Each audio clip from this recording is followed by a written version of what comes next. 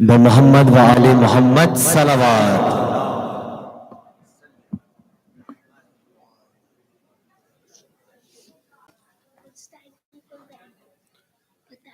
بر محمد و آل محمد صلوات.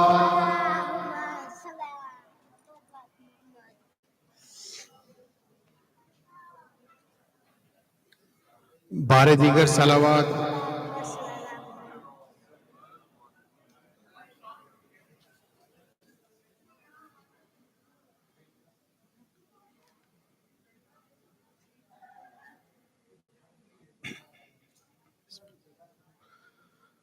قبر اصغر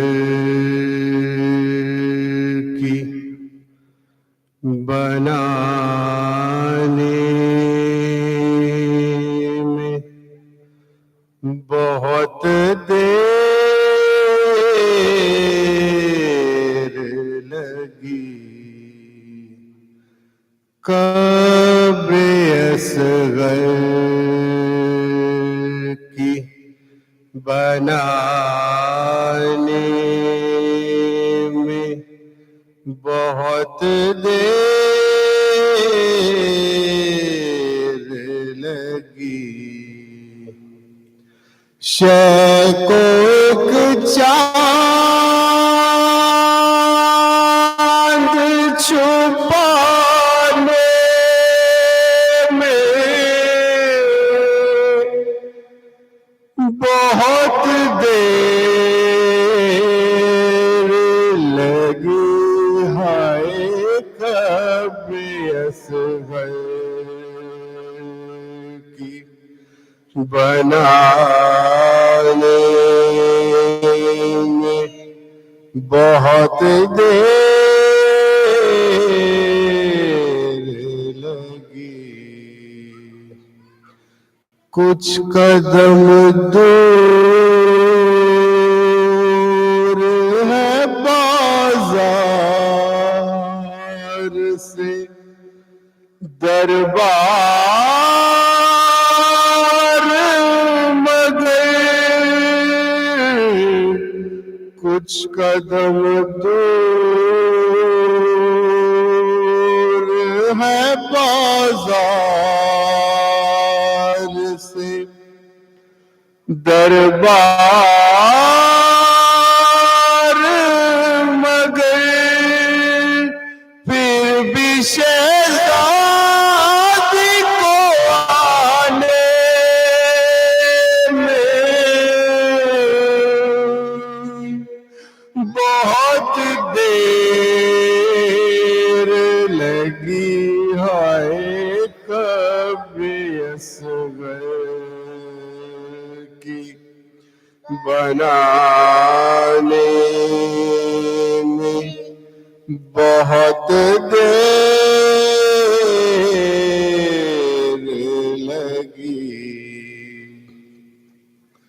شے نے ہر لاش کو جلدی سے اٹھایا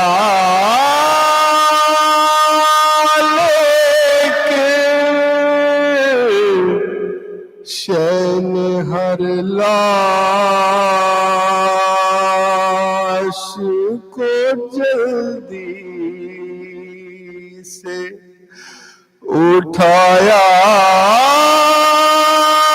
لیکن لاش اکبر کی اٹھانے میں بہت دیر لگی. ہائے قبر اصغر کی بنانے میں بہت دیر لگی. ٹکڑے چنتے ہوئے قاسم کے کہا مولا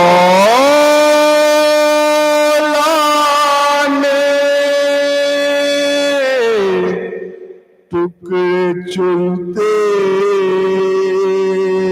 ہوئے قاسم کے کہا مولا نے ہائے افسوس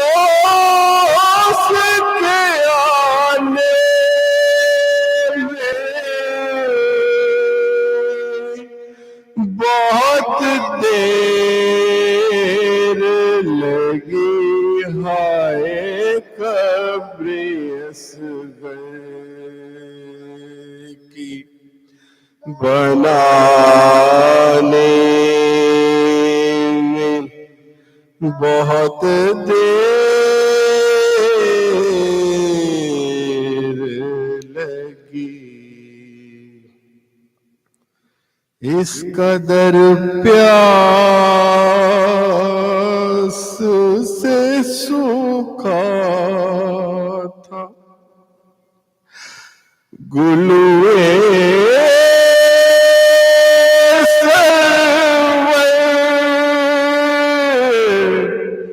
اس قدر پیاس سے سوکھا تھا گلوے سرور شمر کو تیز چلانے میں بہت دیر لگی ہائے قبر اصغر کی بنانے میں بہت دیر لگی کربلا پہنچا تکلم تو یہی رو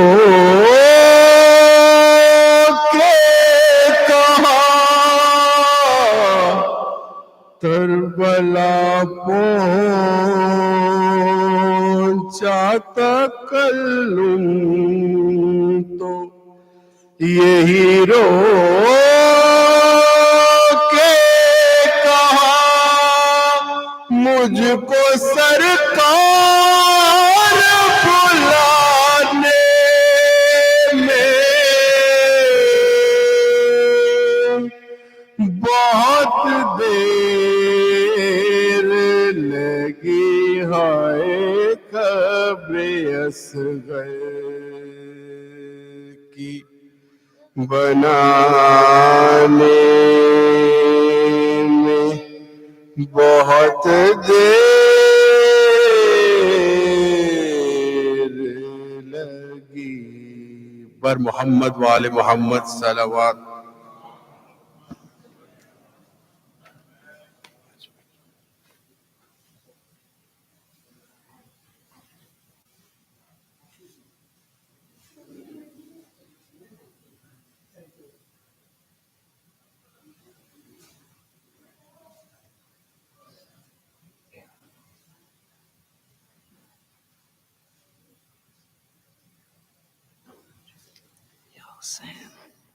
بر محمد و آل محمد صلوات.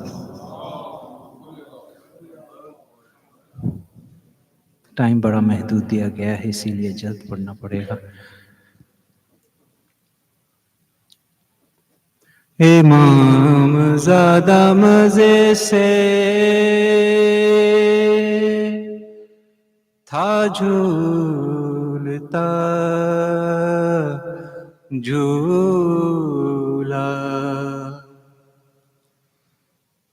سنا جو ولولائے جنگ تو رک گیا جھولا کہا سکینہ نے پھوپھی یہ انقلاب ہے کیا کہاں گئے علی اصغر کدھر گیا جھولا. درود بر محمد و آل محمد.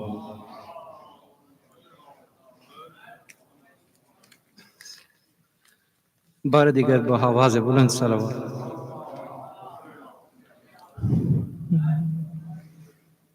بولی ماں خستہ جگر آخری لوری سن لو. بولی ماں خستہ جگر آخری لوری سن لو. اے میرے نور نظر، اے میرے نور نظر آخری لوری سن لو. بولی ماں خستہ جگر میرا ارمان میری جان میری آس ہو تم. اپنی ماں کے لیے اصغر میری عباس ہو تم. آج کی رات غنیمت ہے میرے پاس ہو تم. اے میرے رشک کمر آخری لوری سن لو. بولی ماں خستہ جگر سونی کر کے میری گودی مجھے تڑپاؤ گے. چھوڑ کر روتی ہوئی ماں کو چلے جاؤ گے. ایسے جاؤ گے کہ واپس ہی نہیں آؤ گے. دور کا ہے یہ سفر آخری لوری سن لو. بولی ماں خستہ جگر آخری میری آغوش میں اب آخری شب ہے پیارے. اس تصور سے میرے چلتے ہیں دل پر رارے. صبح بہ جائیں گے میں تیرے خون کے دھارے. تجھ کو آئے گی قضا، تجھ کو آئے گی قضا آخری لوری سن لو. بولی ماں خستہ جگر آخری لوری سن لو. درود بر محمد.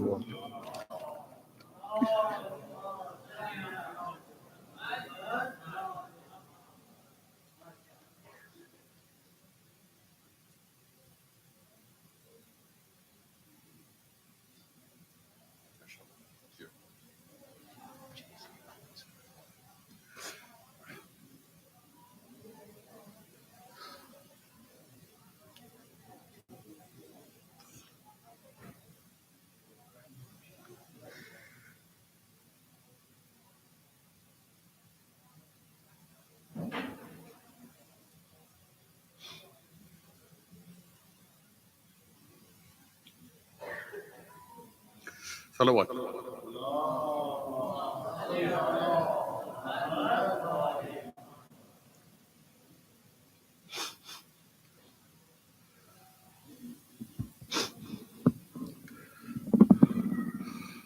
دولہا بنا جو سابانوے مسترکب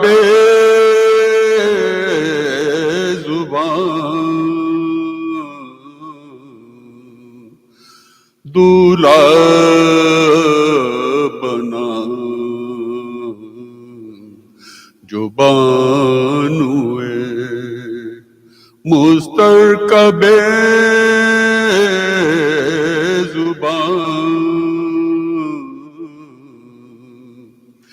زینب بلا لینے لگی ہو کے نیم جان منہ چوم کر جو سب نے دعا دی بصد فغان منہ چوم کر جو سب نے دعا دی فقط جو دعا دی منہ چوم کر جو سب نے دعا دی بصد فغان بیٹے کا ہاتھ ماتھے پہ رکھ کر پکار ماں بیٹے کا ہاتھ ماتھے پہ رکھ کر پکار ماں لو بیبیو بس اپنے کلیجوں کو تھام لو لو بیبیو بس اپنے کلیجوں کو تھام لو رخصت طلب ہے اصغر ناداں سلام لو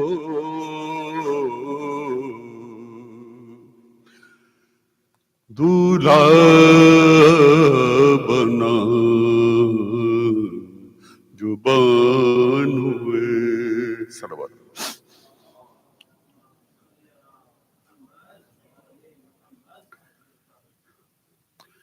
رویا کیے جو پیاسے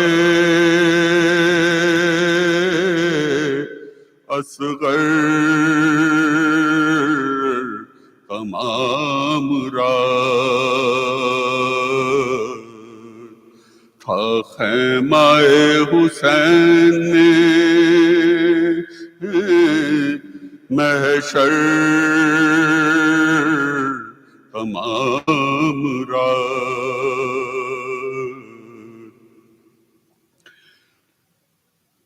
پیاسوں کے اشتیاق میں مانند ابر تر پیاسوں کے اشتیاق میں مانند ابر تر چھلکا کیے بہشت میں کوثر تمام رات رویا کیے جو پیاسے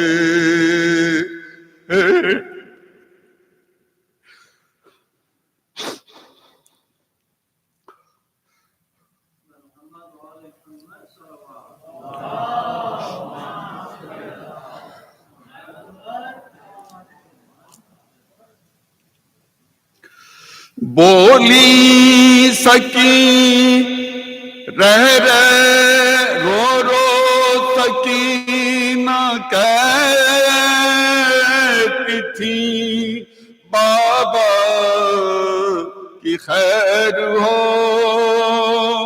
رو سکینہ کہتی تھی بابا کی خیر ہو میں دیکھتی ہوں خواب میں خنجر تمام رات رویا کیے جو پیاس میں اصغر تمام رات سونا تھا کل جو چین سے تربت کی گود میں سونا تھا کل جو چین سے تربت کی گود میں سوئے نما کی گود میں اصغر تمام رات رویا کیے جو پیاسے اصغر تمام رات زینب سے شاہ کہتے تھے کل قتل ہوں گے ہم زینب سے شاہ کہتے تھے کل قتل ہوں گے ہم جی بھر کے دیکھ لو ہمیں خواہر تمام رات رویا کیے جو پیاسے اصغر تمام رات تھا خیمہ حسین میں محشر تمام رات رویا کیے جو پیاسے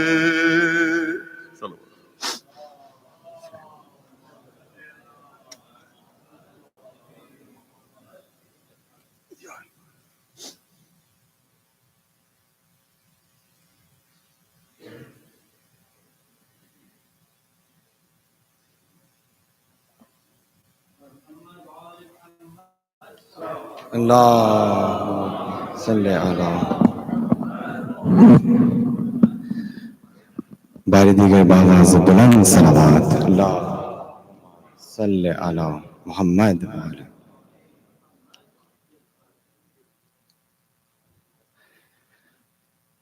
میرے لال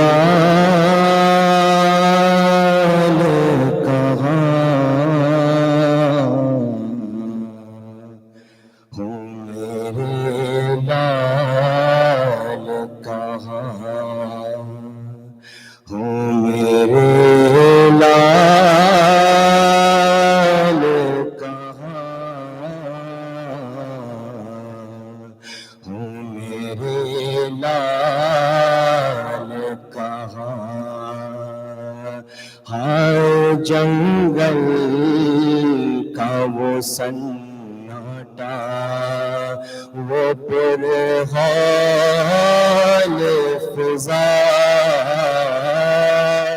اور ایسے میں کسی دکھ بھر دل کی وہ صدا، جیسے بچھڑی ہوئی اولاد کو ڈھونڈے کوئی ماں،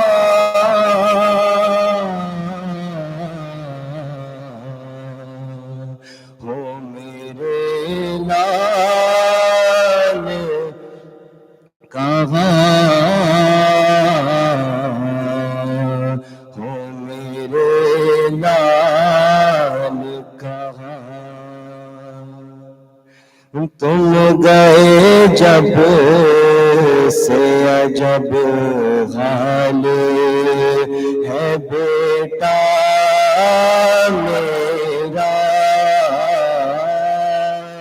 کوئی صورت سے نہیں قلب سنبھلتا میرا، گود اجڑی ہے نظر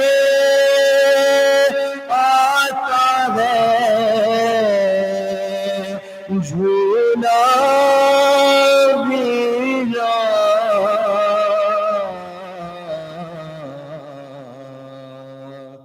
ہو میرے لال کہاں،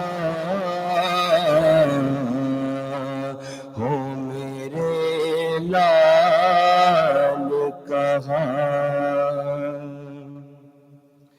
خود بخود ہاتھ اٹھے جاتے ہیں لینے کو تمہیں،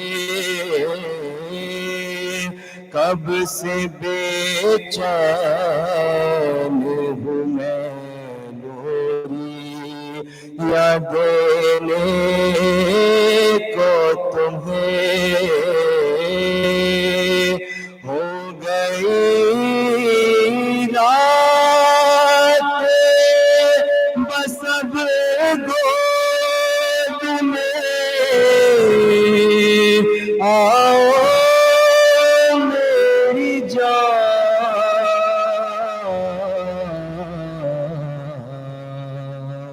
ہو میرے لال کہاں، ہو میرے لال کہاں، کس کی آغوش ہے سے بن میں بسائی بیٹا، نیند کس طرح مجھے چھوڑ کے آئی بیٹا، ماں کو بھی پاس بلا لو، وہیں سوتے ہو جوان، ہو میرے لال کہاں، ہو میرے لال کہاں، زخم گردن کا خدا جانے بھلایا کہ نہیں، جسم سے خون بھرا کرتا وہ اتارا آگے نہیں، کیا لہو زخم سے ناوک کے ابھی تک ہے رواں،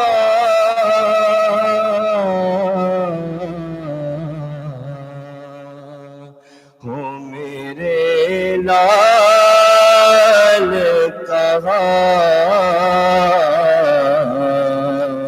ہو میرے لال کہاں، ہو میرے لال کہاں،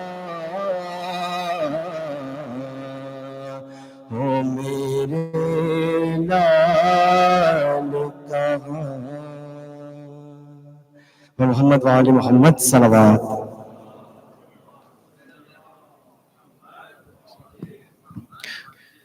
سورہ فاتحہ.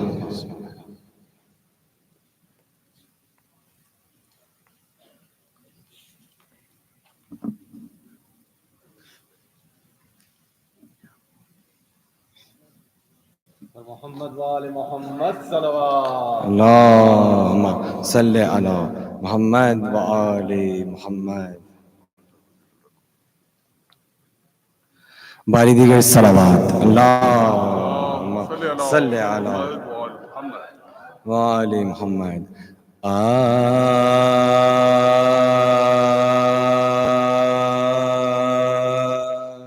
گہوار سے حسین جو اصغر کو لے چلے، گہوار سے حسین جو اصغر کو لے چلے، ہاتھوں پہ رکھ کے فدیۂ دعوے کو لے چلے، بادل میں شام کے ماہ انور کو لے چلے، چلائی ماں کہاں میرے دل کو لے چلے، چلائی ماں کہاں میرے دل کو لے، فارغ ابھی نہیں ہوئی اکبر کے داغ سے، کچھ روشنی ہے گھر میں میرے چراغ سے، کچھ روشنی ہے گھر میں میرے چراغ سے، بانوں کے اس بیان سے گھبرائے شاہدی، آخر قریب فوج کے لے آئے شاہدی، بچے کو رکھ کے ہاتھوں پہ چلائے شاہدی، یارو سمجھ لو جو تمہیں سمجھائے شاہدی، یارو سمجھ لو جو تمہیں سمجھائے شاہدی، کچھ تو خیال چاہیے ننھی سی جان کا، بتلاؤ کیا قصور ہے اس بے زبان کا، بتلاؤ کیا قصور ہے اس بے زبان کا، یہ سن کے حرملا نے اٹھایا کمان کو، تاکا قطع شیار نے ننھی سی جان کو، مارا خدنگ شاہ کے ابرو کمان کو، ہے مٹایا بانوں کے نام و نشان کو، हाय हाय मिटाया बानों के नामो निशान चिल्लाए मौत हाय न तुझको अमान दे बच्चे ने सैम सैम के हाथों पे जान दी बच्चे ने सैम सैम के हाथों पे जान दी शहने सिवाय शुक्र ज़बा से न कुछ कहा चांद अपना जेर खाक छुपाया बसद बुका तुरबत से उठ के आपने ख़ैमे का रुख किया लेकिन कदम न आगे को उठते थे मुतलका लेकिन कदम न आगे को उठते थे कहते थे क्या कहूँगा जो बच्चे को मांगेगी बानो जरूर हंसलियों वाले को मांगेगी बानो जरूर हंसलियों वाले को मांगेगी गहवार से हुसैन जो और मोहम्मद वाले मोहम्मद सलावत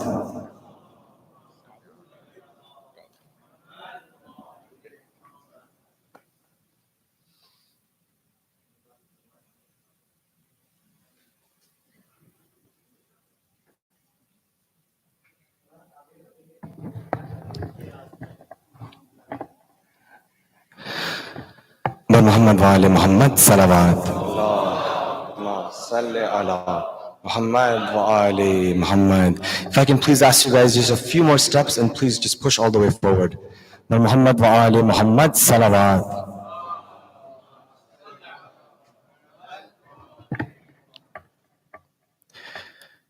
Mu'min Mu'minat, Assalamu alaikum. Just a few quick announcements and reminders. The first one, again, regarding annual membership. Annual membership is due at the beginning of Muharram. It's $250 and can be paid outside to either Brother Raza Merchant or Brother Shahid Basravi. The second announcement is in regards to sponsorship. If you're interested in sponsoring any of the programs, between now and the 9th of Awwal, we have weekly programs. Please contact either Brothers Abad Mirza or Musafir Jafri. If you'd like to see a program calendar for exact dates of the programs, you can see that on the back bulletin board. Sunday school signups are now underway. Sunday school starts in just over a month. If you're interested in enrolling your kids in Jafri Sunday School, you can contact the Jafri Islamic Society management. One quick announcement regarding the program tomorrow, inshallah, will start at 10 o'clock a.m. with the Amal for Shab-e-Ashura. Following the Amal for Shab-e-Ashura will be Namaz-e-Zuhrain by Jamaat by Dr. Akbar Mithani Saab at about 1 o'clock p.m. And then following that, we'll have the Sos Salam Marsiya, the speech, and then the Matan. And Fakha Shikani will take place around 4 o'clock p.m. And then the evening program for Sham-e-Ghariban will begin at about 8:20 p.m. with Namaz-e-Maghriban, again by Jamaat. Please also keep in mind that our series of lectures with Dr. Akbar Matani will continue through Wednesday night, which is the 11th of Muharram, tomorrow night, and then again the final lecture with Dr. Akbar Matani will be Wednesday night. The Soya Majlis for 12th Muharram will take place on Thursday. That program will take place before Namaz-e-Maghriban, starting at about 6:40 p.m. More details will be sent via email, but please note that change, that Thursdays Soya Majlis is starting at 6:40 p.m. before Namaz-e-Maghriban. Lastly, if I can request all of you to recite Surah Fatiha and Surah Ikhlas for all the marhumin on the Jafri Memorial Board, for all the marhumin of everyone in attendance tonight, and specifically for the marhumin of tonight's sponsors, including marhum Feroz Merchant, marhum Mushtaq Premji, marhum Akbar Ali ibn Ghulam Hussain Farishta, marhuma Fatima Bai binti Rajab Ali, marhum Sajjad Hussain ibn Muhammad Ali Zahid, Marhum Wazir Ali ibn Ghulam Ali Merchant, Marhum Muhammad Hussein ibn Ramzan Ali Merchant, Marhum Ghulam Abbas ibn Hussein Ali Panjwani, and Marhum Zahid Hussain.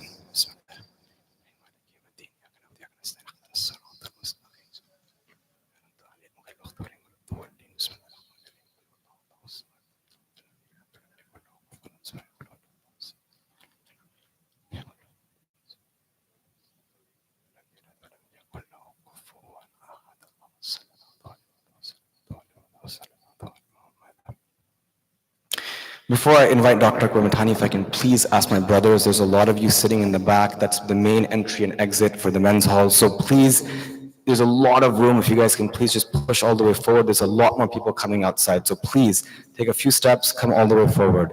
Wa Muhammad wa ali Muhammad salawat. If I can please ask the same thing of you guys. There's a lot more room, please. All of you guys, everyone here, please just take a few steps. Yeah, if you can please stand up and just take a few steps forward. And I'm going to wait on calling Dr. Akbar Matani. So please, you guys, just a few more steps. Wa Muhammad wa ali Muhammad salawat. Allahumma salli ala Muhammad wa ali Muhammad. Please join in inviting Dr. Akbar Matani up to the minbar with the loudest of your salawats upon Muhammad wa ali Muhammad.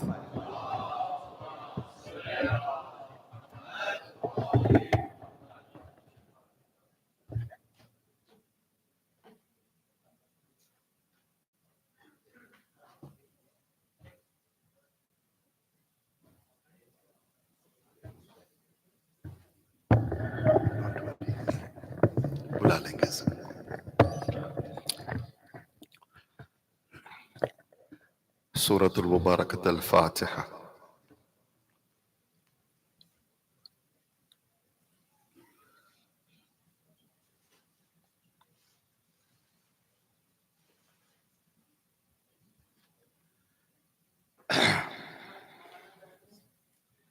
Before I start the majlis, I just want to say a couple of words.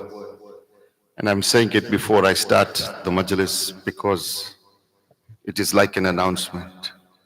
Otherwise, they will include it in my time of the majlis, and then I'll go over, and then I'll get told off that I went over again. The last couple of nights I've been over by about 7 minutes, and that's not good. And I have given you a lot of zahmat, and I apologize for that.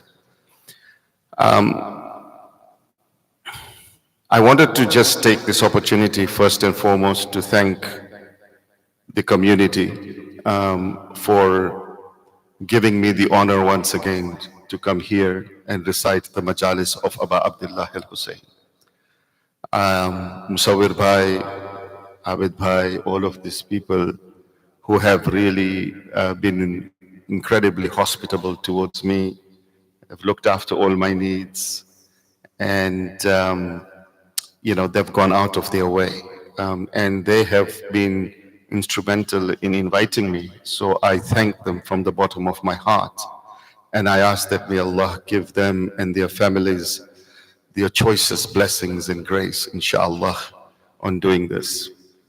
I also want to thank the community members. I find that I feel like I've been here 2 consecutive years. I feel like I'm part of this community. I was going to ask Musawir Bhai that maybe I should purchase a membership of this community, but I think you probably need to be an American citizen to do that. But I really feel close to this community, and I love the fact that I see so many young people in the audience. And it's just been amazing. It's been an amazing journey for me. And I want to thank you all. I want to thank you for your love. I want to thank you for your affection. Honestly, you have made me and my family feel so welcome in this particular place that it's very hard for me to not come back again. And that is, if I get invited, inshallah, I hope once again to come back sometime, inshallah, in the future.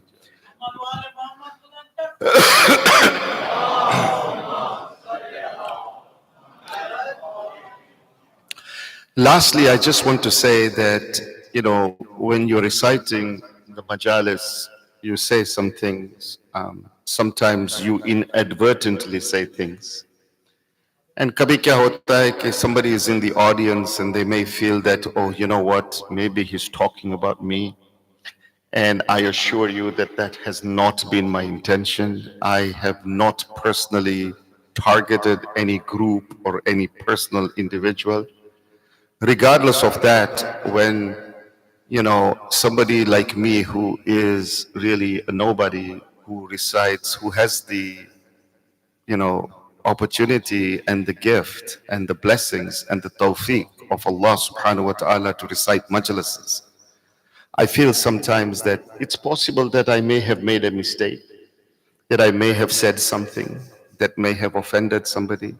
So I first ask Allah subhanahu wa ta'ala to forgive me, and I ask you to overlook any shortcomings that I may have had in the time that I've been with you. And if I have in any way inadvertently hurt you, then I sincerely ask you for your forgiveness. And tonight is the night of forgiveness. So look into your hearts and say, you know what, he's okay. I'll forgive him this time. And maybe next time you can, you know, catch me again. And then I'll ask you for forgiveness again next time again, inshallah. But there is, human beings have shortcomings. And so this happens. And if that happened to you or any member of this community, then I ask you to forgive me, inshallah wa ta'ala. Salawat ala Muhammad wa ali Muhammad.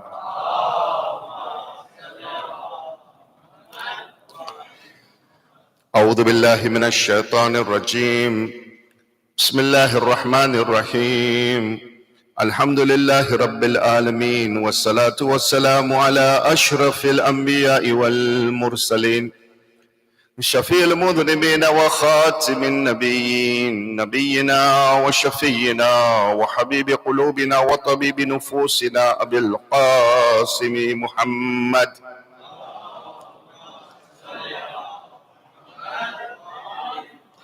وعلى أهل بيته الطيبين الطاهرين المعصومين المنتجبين بسم الله الرحمن الرحيم رب اشرح لي صدري ويسر لي أمري واحلل عقدة من لساني يفقه قولي اللهم صل على محمد وآل محمد بسم الله الرحمن الرحيم اللهم ارزقني شفاعة الحسين يوم الورود وثبت لي قدم صدق عندك مع الحسين وأصحاب الحسين الذين بذلوا محجهم دون الحسين عليه السلام صلوات پر محمد وآله.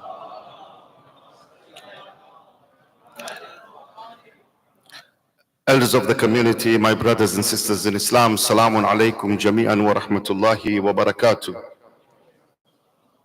أعظم الله أجورنا وأجوركم بمسابنا بأبي عبد الله الحسين عليه السلام.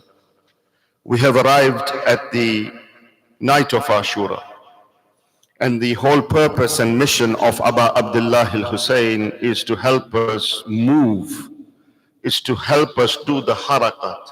The movement has to come from us, and we take the support of Aba Abdullah to be able to move from darkness into enlightenment. That is the mission of Hussein. That is the purpose of Hussein. Those are the principles of Hussein. Those are the values of Hussein.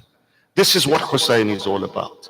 Hussein wants to take even his enemies out from darkness into enlightenment. He gives all his enemies opportunities to move from darkness to enlightenment. And for that you need a nur. And the nur of Hussein is an amazing nur. The light of Hussein is an amazing light. And he has his ship waiting for us to embark on it. Inna al-Hussein, the Holy Prophet says, Inna al-Hussein, misbahul huda wa safinatul najat. Hussein is the lantern of guidance, and he is the ark of salvation. He is the ship of salvation. So my friends, this rescue mission, as I said, it's now in full swing. The announcement has been made, yes? Like when you're boarding an aeroplane. The announcement has been made. The ship is about to sail. The ship is ready to go. It's gonna sail at any moment. We need to board the ship, but this is a spiritual ship. This is not a physical ship. It is a spiritual ark, and for that spiritual ark, you need some things. You need to be deserving to be able to embark on the ship of salvation, on this ark of salvation. And Abu Abdullah al-Hussein, he gives a khutbah in Mecca. In Mecca, before leaving towards Kufa, he gives a khutbah. And in that khutbah, he stipulates two conditions to be able to embark on the ark of salvation. There are two conditions to be able to embark on the ark of salvation. Now, we have talked about some of those conditions already, but today I want to be able to summarize it for us so that we are now in a place where we can ponder and reflect on this and say to ourselves that, can I make myself deserving to be able to embark on the ark of salvation? The first is, you have to be in a state where you are ready to meet Allah subhanahu wa ta'ala. You have to be ready to meet Allah subhanahu wa ta'ala at a moment's notice. At a moment's notice. And the question that we have to ask ourselves is, are we ready right now? Yes, are we ready? In Ziyarat Arba'in, what do you say? وَنُصْرَتِ لَكُمْ مُعَدَّةً وَنُصْرَتِ لَكُمْ مُعَدَّةً. Yes, my support for you is already, it is set. I'm ready. That's what we say in Ziyarat Arba'in. I'm ready. وَنُصْرَتِ لَكُمْ مُعَدَّةً. My help for you is ready. Right? So what does that mean? Now, that doesn't mean that you all become Islamic scholars and you all have, full, Islamic knowledge and all of those things. That's not what it means. To be ready is that you have started your journey of self-development, self-purification, and improvement. Allah just wants to see your effort. He says, you make the effort and then you leave the rest to me. At least just make the effort. Take some tangible steps. Take some steps, make the effort. Do not procrastinate, as we said yesterday. Ta'khir, right? You do not want to procrastinate. Take the steps, make the effort, do something. And as you do something, as you make the step, you become deserving. You become deserving to embark on that ark of salvation. The ark of salvation is not just for people who are pious and great and all of that. The ark of salvation boarded Hur. It boarded Zuhair ibn Cain. Right? It boarded all these people that we have been talking about in the last 10 days. Right? The ark of salvation looks at the people who are going to make a movement. I want to make a movement. I want to change myself. I want to transform myself, right? We cannot procrastinate because we don't know when that moment will come. We don't know when that moment will come. That moment can come at any time. And if it comes, you have to step up and you have to provide that support. This is the message of Hussein in his khutbah, right? The same statement you actually find in so many ziyarat. If you recite the ziyarah of Abu Fadl Abbas, for example, that you recite in the Haram of Abu Fadl Abbas, you find the same statement, وَنُصْرَتِي لَكُمْ مُعَدَّةً. The same statement is found in Ziyarat al-Jami'ah, right? Ziyarat al-Jami'ah Kabir. Yes? وَقَلْبِ لَكُمْ Muslim. The 10th Imam says in Ziyarat al-Jami'ah Kabir. He says, my heart is subservient to you. My heart is subservient to you, yeah? وَرَعْيَ لَكُمْ تَبَعُونَ. Then the 10th Imam says, my opinion follows your opinion, right? The 10th Imam is saying, I don't have my own opinion. Whatever opinion I have is yours. I'm following you. Whatever you say to me, that's my opinion, right? And then he says what? وَنُصْرَتِي لَكُمْ مُؤَدَّةً. Then you are saying to Imam Hussein, you are saying to Imam al-Zamana, Ajallallahu ta'ala farajahu al-Sharif, Allah, my support to you is all set. I'm ready. I'm making the movement. Okay, so I have not reached the higher level. That's okay. It's not a problem. But I'm making a movement. I'm making an effort. That one, nusrati lakum mu'adda, hatta yuhyi Allah ta'ala deenahu bikum. The 10th Imam says in Ziyarat al-Jamia, until Allah the All Exalted restores His religion to life. Through you, through Abu Abdullah, through Imam al-Zamana, Allah restores the life into the religion. This is what we are at, right? So that's the first criteria that Imam Hussein gives. Make the movement. Start the journey. Start the process of transformation. Start the process of self-development and purification. Just start. Kuch to karte yaar. Right? We cannot be the same. You cannot come to 12 days of Muharram and on the 1st of Muharram you are somebody and on the 12th of Muharram you are the same person. That cannot happen. There has to be some change. You know, tomorrow when you do the Amal of Ashura, what are you going to do? One of the amals is that you will move forward 7 times, Inna lillah wa inna ilayhi raji'un, and you will move back 7 times, Rizan bi qazaihi wa tasliman li amri. Yes, it's an amal. What is the significance of that amal? That amal was a sunnah of Abu Abdullah al-Hussein. The sunnah of Abu Abdullah al-Hussein, when his 6-month-old baby was martyred, was killed. Look at this man, a 6-month-old baby is killed. He's holding him in his hand and he moves 7 times forward towards the Khaymaga and he retreats 7 times. Right?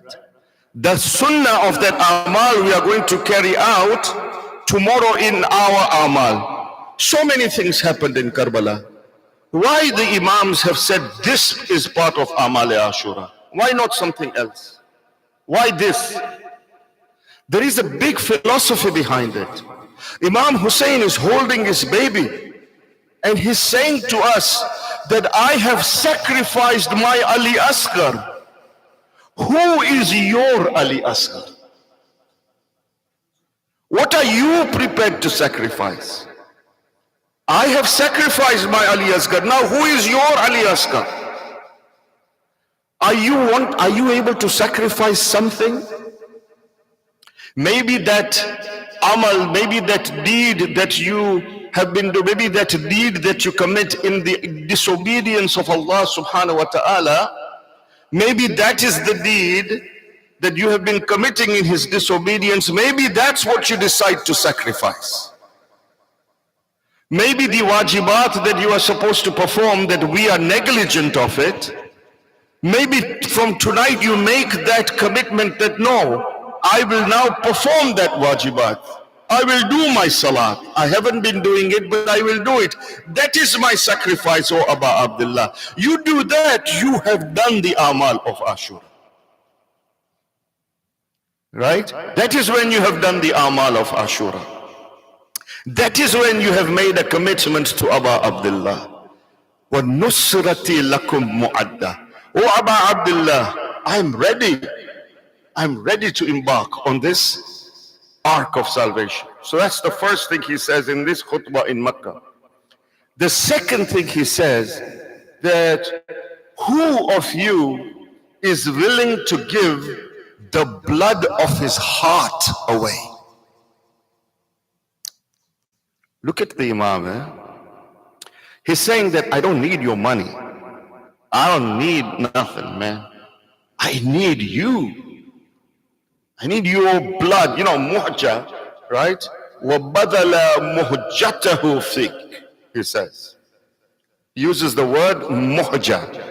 Muhja, you know, if you look at what muhja is that clot of blood, the last drop of blood that is found inside the heart after it has exhausted all its content and blood. That last drop of blood in your heart is called muhja in Arabic. Yes? And he says what? وَبَحْذَلَ مُهْجَتَهُ فِيكَ. He is the one who sacrificed that last drop of blood. And he's saying to us that, you know, are you willing? Are you in that state where you are willing to give away everything for Abu Abdullah?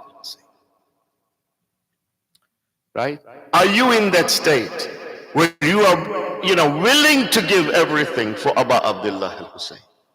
So now in your lives, when you come across a decision and you say to yourself, I'm not sure if Abu Abdullah would be happy with my taking this decision, then if you don't take this decision because you think Abu Abdullah is not happy, then you have respected the muhja. That last drop of blood that Abu Abdullah al-Hussein. In Ziyarat al-Nahiya, our 12th Imam says, As-salamu ala al-Hussein alladhi samahat nafsuhu bi-muhjati. Same thing, word, muhja, right? Peace be upon you, O Hussein, who sacrificed himself to the last drops of blood of his heart. Imam Jafar as-Sadiq, salawatullahi wa salamu alayhi, he says that it is all about servanthood. It's all about submission. It's all about taslim, right? It involves surrendering your ego, surrendering your self-control, right? And creating that discipline within yourself so that the person now acts only in harmony, only in consonance with the expressed will of Allah subhanahu wa ta'ala, by abiding to the commands of Allah. This is what Imam is trying to say. The whole life activity of the individual should be nothing but the fulfillment of the will of Allah subhanahu wa ta'ala. And for this you need mu'izah. You need to activate that inner voice inside of you. We have suppressed our inner voices. We have suppressed it. We need to activate that inner voice. We need to evaluate ourselves on a daily basis to say, what was my day like today? What was my character like today? Right? The first stage of this process, is actually to look into your heart and to look into the blessings of Allah subhanahu wa ta'ala. And I gotta tell you, the realization, if you come up with this realization that I am submerged in the blessings of Allah subhanahu wa ta'ala. I am submerged in the blessings of Allah subhanahu wa ta'ala. Even my ability to pray is a blessing of Allah subhanahu wa ta'ala that I'm able to pray. I am submerged in the blessings of Allah. That is the first realization that you should have. I am submerged in the blessings of Allah subhanahu wa ta'ala. Everything I look at, Allah has given it to me. I'm submerged in His blessings. Then you will come to the second stage, where you will see, when you have this understanding that I am absolutely submerged in the blessings of Allah subhanahu wa ta'ala, then you start to see that everything in your life, right, in essence, your actual very essence, everything in your life is nothing but a blessing of Allah subhanahu wa ta'ala. And now you realize that I actually don't deserve it. This is very important, right? You have what's called existential poverty. Wujudi ghurbat. Yes, good translation. The experts of Urdu are sitting on this side, yeah? Wujudi ghurbat, existential poverty. You are saying to Allah, you have showered me with all these blessings and I don't deserve any of it. I don't deserve it, right? You do not have any power or any importance whatsoever. And you say to Allah subhanahu wa ta'ala, I don't deserve this. You see, to think that your blessings that you get, you deserve it, this is the thinking of Qarun. Right? In the Quran, what does it say? قَالَ إِنَّمَا أُوتِيتُهُ عَلَىٰ عِلْمٍ عِنْدِي. Qarun is saying, right? He says what? All these treasures that I have, this knowledge that I have, these treasures that I have, it is because of my knowledge. It's what Qarun is saying. All these things I have is me. It's all me, man. It's not you, God, it's me. Right? But look at the thinking of Sulaiman. Sulaiman, who has received the entire kingdom, receiving the entire kingdom, Sulaiman says what? قَالَ هَذَا مِنْ فَضْلِ. قَالَ هَذَا مِنْ فَضْلِ. This is just the fadl of Allah subhanahu wa ta'ala, right? This is just the grace of Allah subhanahu wa ta'ala. It doesn't belong to me, nothing is mine, right? Rabbi liyabluwani ashkuru am akfur. Look at the thinking of this prophet. I gotta tell you, Sulaiman is another cool prophet. He had the whole kingdom, right? But look at his humbleness, right? He says, oh Allah, this is from your grace, my Lord. This is from your blessings. So, you know, and you have tried me with your blessings. And the challenge for me now is, am I going to be grateful or am I going to go into kufr? Am I going to be ungrateful? The opposite of shukr actually is kufr.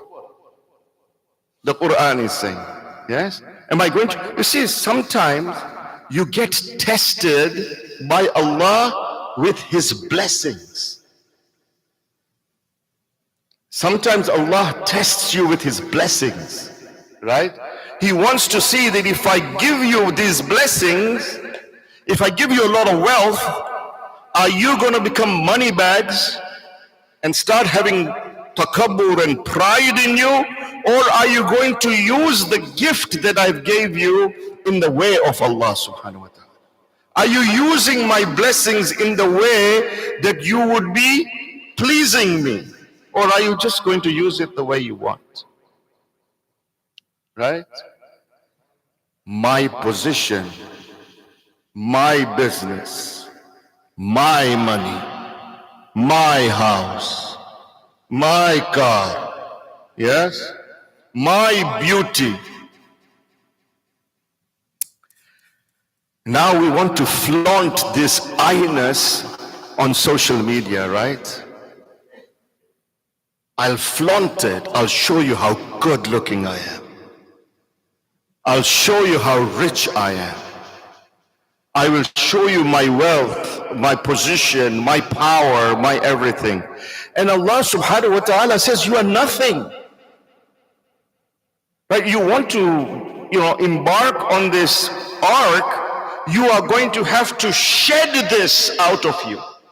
This I-ness has to go. Because this is a quality of Qarun. It's not the quality of the Prophet. Imam Hussein says, I don't want that kind of a person on my ship. I want you, and I want your heart. Not a heart that is filled with pride and arrogance. That's not what I want. That's the second stage. The third stage, first you are in absolute awe of his blessings. Then you say, I really don't deserve it. I don't deserve any of this. None of this is mine.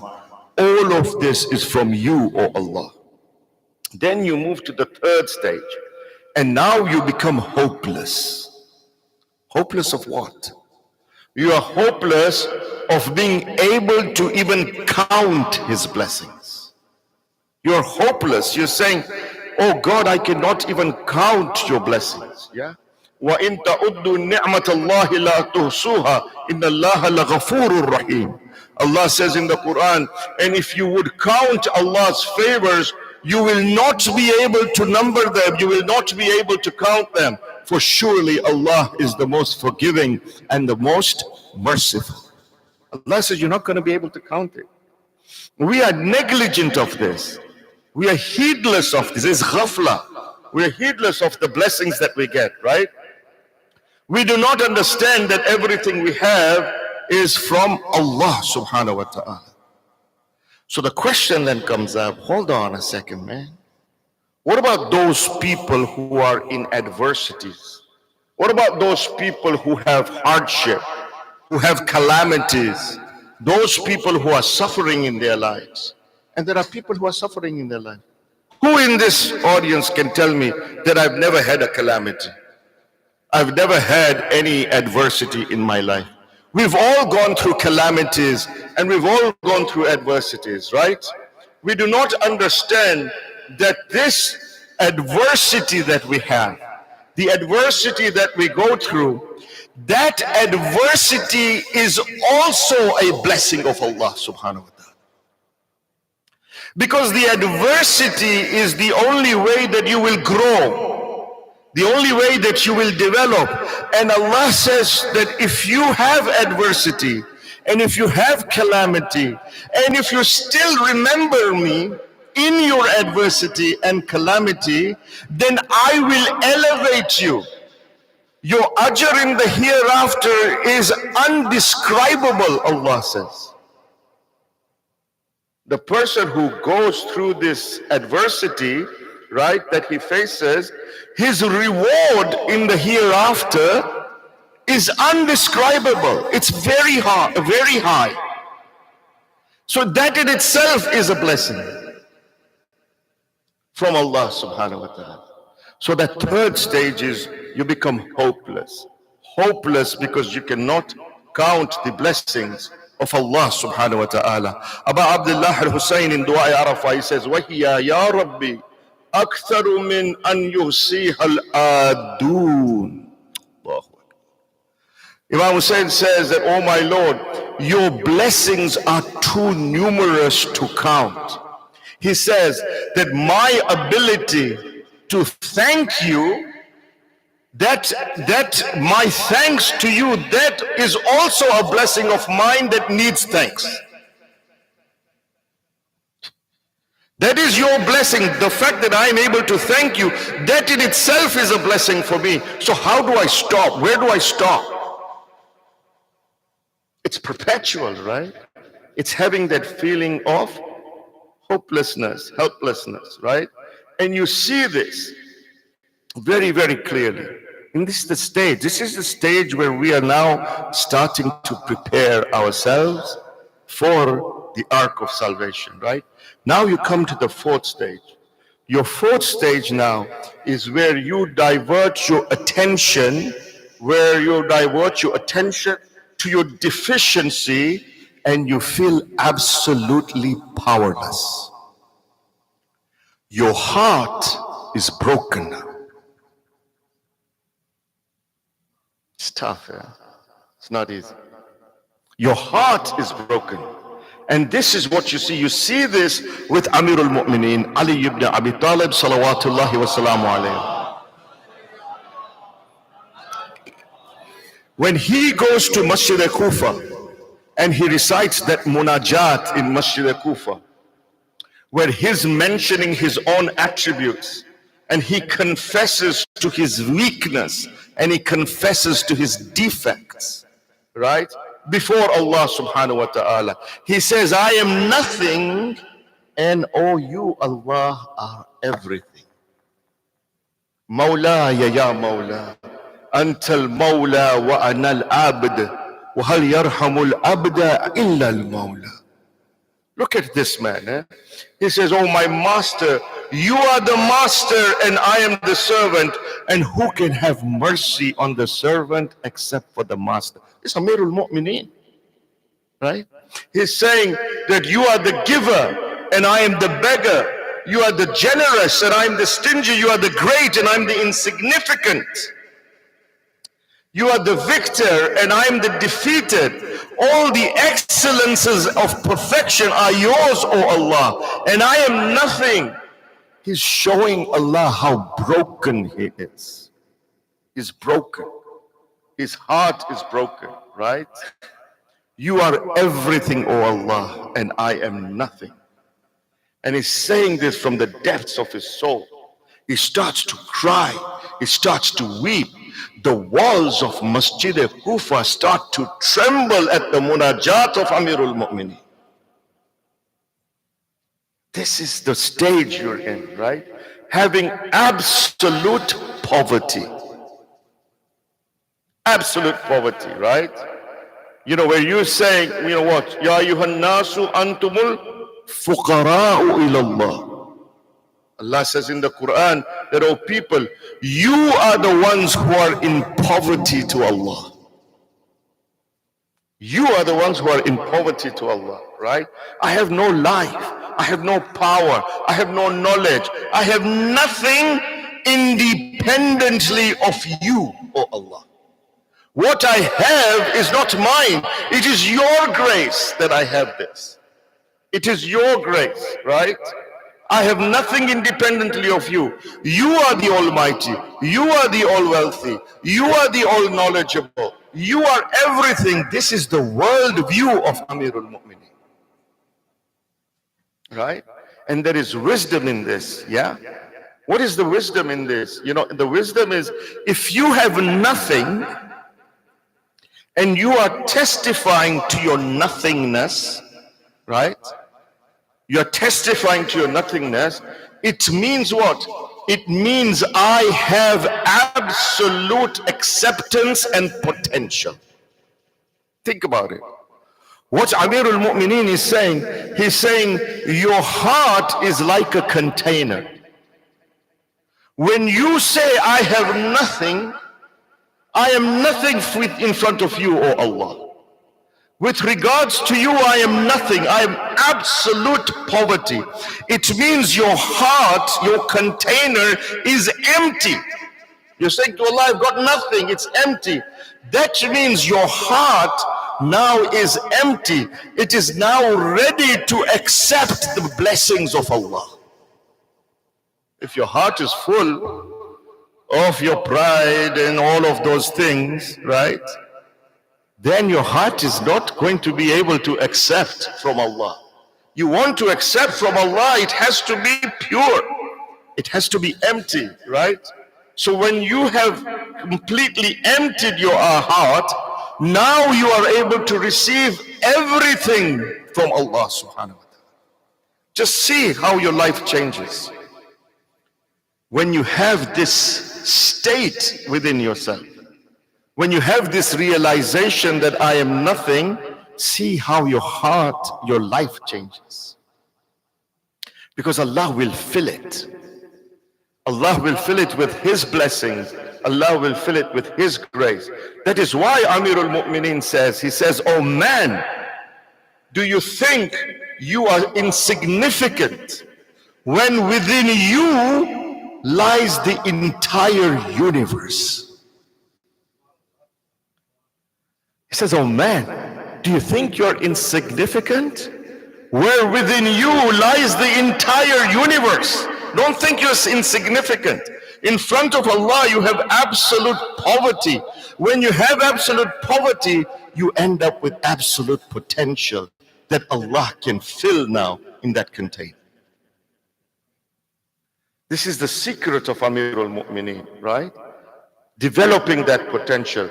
And once you have that, this is the khutbah of the third Imam in Makkah, right? The khutbah of the third Imam in Makkah is this. Have that, feel that you are broken. Your heart is broken, right? The Amir al-Mu'mineen says that, a pleasant final state is for those people whose hearts are broken. They are broken for Allah. This is important, right? So that's another state that when you have, you should have. Because when your heart is broken for the sake of Allah, now you are ready to embark on that arc of salvation. Right? And this is what Hussein does. This is the beauty of Abu Abdullah al-Hussein. He takes those people that are completely opened up to him. They have shown their hearts and they're saying to Imam Hussein that, Ya Hussein, my heart is empty. Labbaika ya da'i Allah. My hearts are empty, now take me to Allah. I've come in this state, yes? This is why in Dua Arafah, Imam Hussein says what? Ilahi, ana al-faqiru fil ghina. فكيف لا أكون فقير في فقير. Look at the state of Abu Abdullah al-Hussein. He says, Oh Allah, I am needy despite my richness. You may think you're rich. He's saying to Allah, I am needy despite my richness. So how can I not be needy in my neediness? Look at the saying, right? Ilahi, ana al-jahilu fi ilmi. فَكَيْفَ لَا أَكُونُ جَهُولًا فِي جَهَلٍ. He says what? He says, I am ignorant despite my knowledge. Because all the knowledge comes from you. I am ignorant despite my knowledge. So how can I not be ignorant in my own ignorance? Broken heart, right? The rescue mission, my friends, is in full swing. And Abu Abdullah wants us to come and embark on this ark. We need to board this ark as long as we are still able to board this ark, right? But in order to board this ark, right, it's still not easy. Even though you are in this state, it's still not easy. Because when you think of an ark of salvation, the ark is in the middle of an ocean and there is a storm around it, isn't there? Yes? So boarding an ark is not easy because you have to now weather the storm. The storm has surrounded you. As soon as you try and, how you are waiting for your flight, right? You've got your boarding pass, everything's ready, everything's hunky-dory, and then, there is a snowstorm. You don't get it in Los Angeles, but in Canada we get it all the time, right? And so what do they say? Oh, you can't board. You can't board because there is a snowstorm. So what is the storm that now you still have to weather? As you take that step onto the ark, there is a storm around you. And that storm is the storm of shaitan. Shaitan, up to the last moment, is still going to try and divert you. And you have to be strong enough to be able to weather that storm. Recite a salawat ala Muhammad wa ali Muhammad.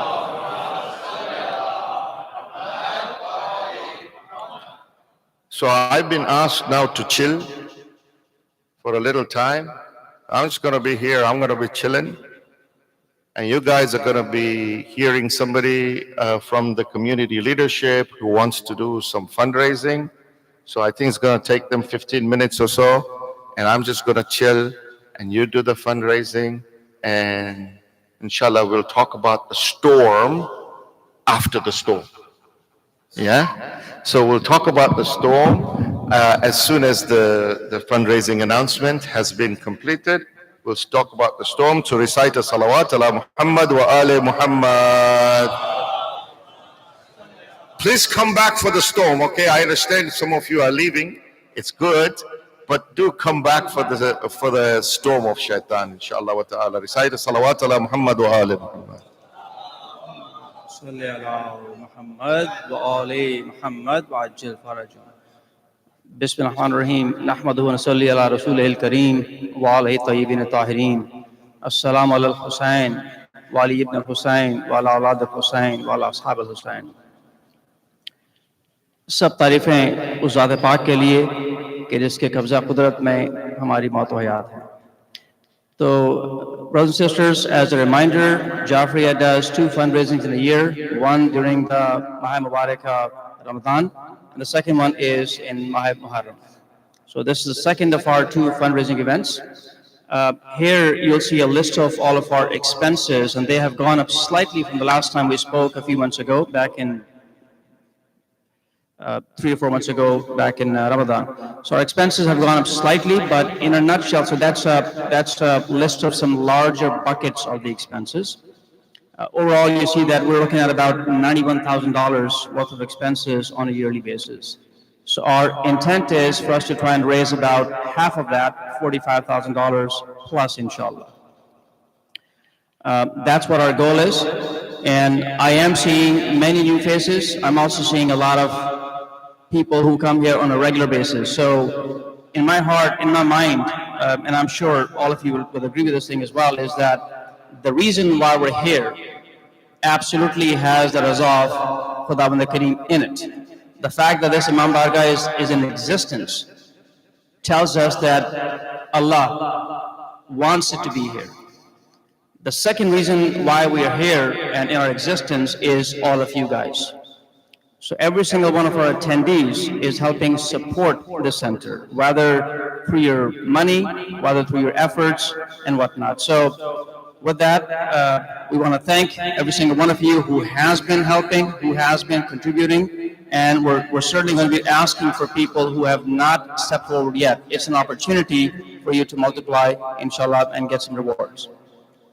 So next one. So this is essentially what our outline is. We're looking for 3 pledges for $5,000 each. We have musallas, and we'll talk about that in a minute here as well. So we'll be looking for 5 musallas at $3,000 each. And then we have some bricks also that you're seeing. The musallas are at the very top of these 2 boards, to my right and to my left, and bricks are right underneath them. So as you're thinking about making a contribution for $5,000, I'll begin with Surah Baqarah, ayat number 261. And that's nothing new. All of you guys have heard this thing a million times probably, if not more. But just to refresh our minds on this thing, it translates that Allah Ta'ala says, the example of those who give in the way of Allah is like sowing a seed. And that seed has 7 sprouts. Each sprout is going to have 100 grains. So in short, when you give $1, the promise of Allah is that He is going to multiply and give it to you 700 times. So keep that in mind. And now the request is for us to see if any brother or sister can please come forward with a contribution of $5,000.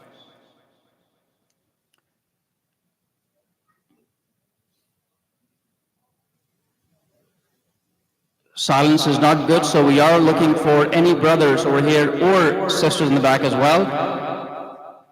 MashaAllah, we have 1 pledge, Brother Musawwir. Bar Muhammad wa ali Muhammad salawat. Allahumma salli ala Muhammad wa ali Muhammad wa ajil farajahum.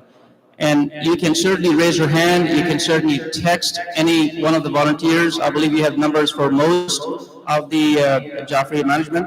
So please feel free to raise your hand, feel free to text any one of the people if you don't want to mention your name. So now we're looking for just 2 more pledges for $5,000 before we move forward, inshallah. So 2 more pledges for $5,000, please. MashaAllah, we have 1 more. Bar Muhammad wa ali Muhammad salawat. Allahumma salli ala Muhammad wa ali Muhammad wa ajil farajahum. Would they care to mention their names, or Okay, all right.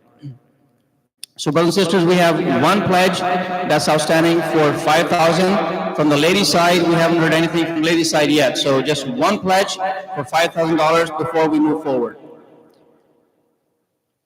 One pledge for $5,000 from ladies' side. Now, Dr. Mithani a few days ago talked about that there are two kinds of intellect. Dr. Akbar, please correct me if I make a mistake. So two types of intellect.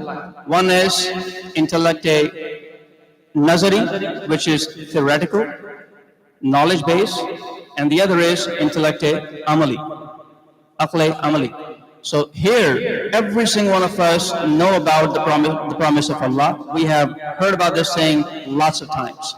The question is, how do we put that learning into practice? So again, I'm looking for one more person, hopefully a lady, a sister, who can come forward for a $5,000 donation so we can inshallah step forward.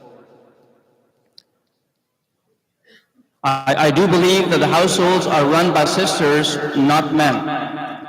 Men certainly or might be earning the money, but the households are run by.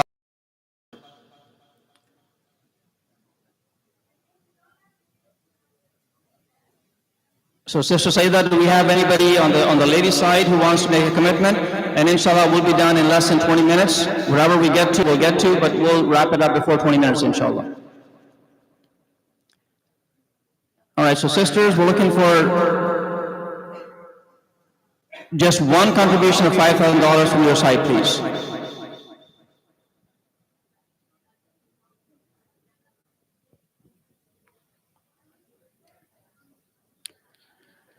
So while our sisters are thinking about this thing, and I'll mention one more hadith, and this hadith is from Imam Jafar as-Sadiq, Allahumma salli ala Muhammad wa ali Muhammad wa ajil farajah. So Imam asked his son, Janab Muhammad, he asked him that how much money do you have left over after your expenses? His son, Janab Muhammad, mentioned, I have 40 dirhams that are left over. Imam said, give all those 40 dirhams in charity. Janab Muhammad said, that's all I have nothing else. And Imam's response was, don't you know कि हर चीज की एक चाबी है और risk की चाबी सदका है. And this is again words of Imam and words of Allah that we're sharing over here, not promises from us. This is what the Imam is telling us. So once again, ladies and sisters, can we have any sister who wants to step forward for a $5,000 pledge before we move forward?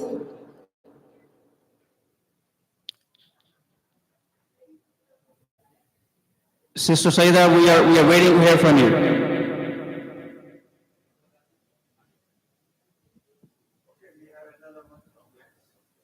MashaAllah, so we have one more pledge.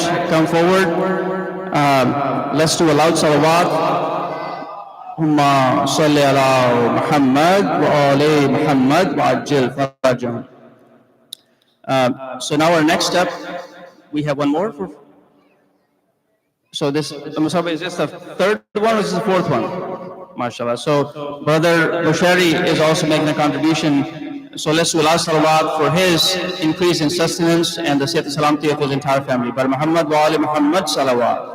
Allahumma salli ala Muhammad wa ali Muhammad. MashaAllah. So look, we were asking for 3. MashaAllah, we have 5 pledges. So let's do one more salawat for the increase of sustenance for all these people. Allahumma salli ala Muhammad wa ali Muhammad wa ajil farajah. Jazakumullah khair, may Allah increase your rizq, inshallah. The next request over here is for us to do 5 musallas, and once again, musallas are what you see at the very top of the boards over here, to the right and to the left.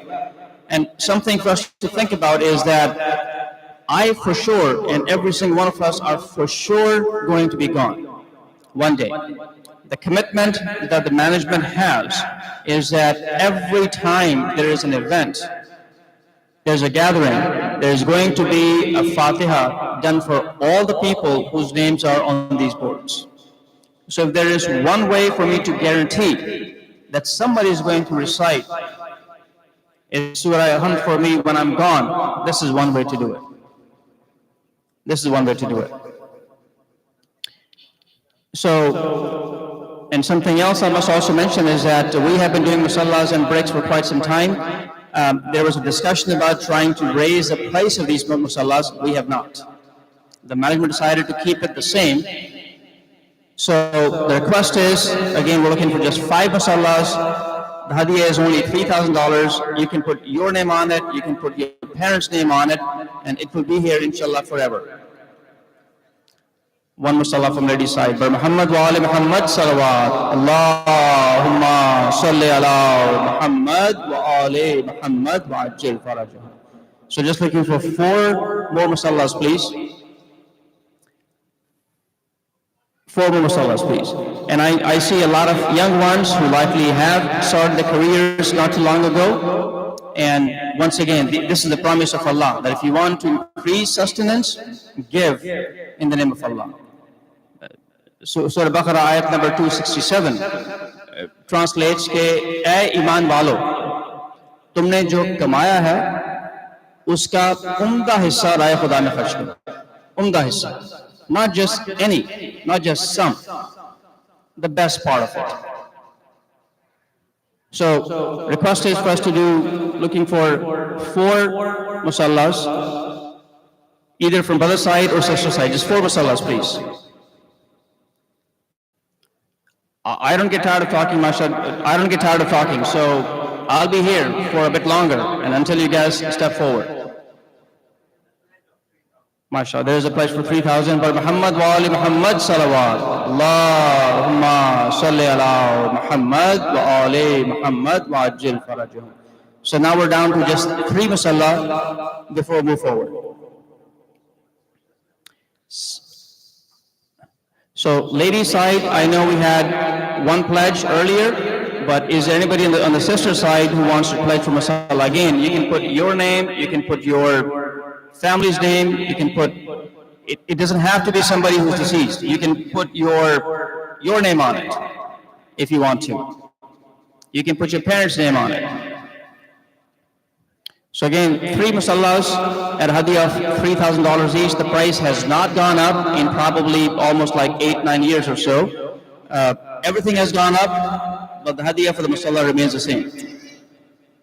Again, on these 2 boards, there's only a limited space of these musallas. For this board, we have like 4 or 5 remaining. So after this year, we may not have enough space for musallas, at least on these boards.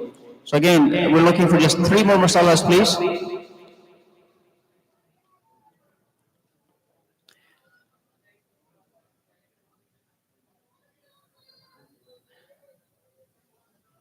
Another person, just as you guys are thinking about this also, is that another person came to Imam Musa Kazim, Salamullah alayhi, Allahumma salli ala Muhammad wa ali Muhammad wa ajil farajah. So the person asked him, I'm looking for awlad. Imam said, give sadaqah. The person said, I'm looking for better health. Imam said, give sadaqah. The person said, I'm looking for more sustenance. Imam said, give sadaqah. So the answer to every single one of his questions was sadaqah.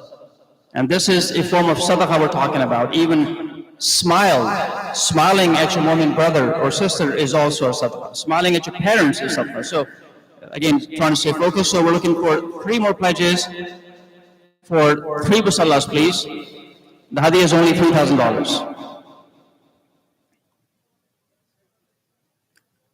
You need me to get off the stage over here, so Maulana can inshallah begin with the majlis. We have about 10 minutes remaining. I had promised 20 minutes, so we have inshallah less than 10 minutes. We should be off, but I need your help. I do need your help to please come forward. This is the only thing. See, Huzur Khedi said, Huzur says, तुमने जो कमाया है उसमें से तुम्हारा हिस्सा सिर्फ वही है जो तुमने खाकर फना कर दिया, पहनकर बोसीदा कर दिया या सदका देकर आगे रवाना कर दिया।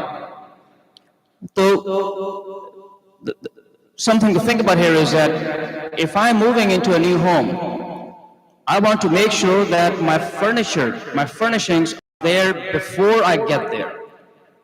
I never want to move into an empty house. When I move, I make sure that my stuff gets there before I get to that point.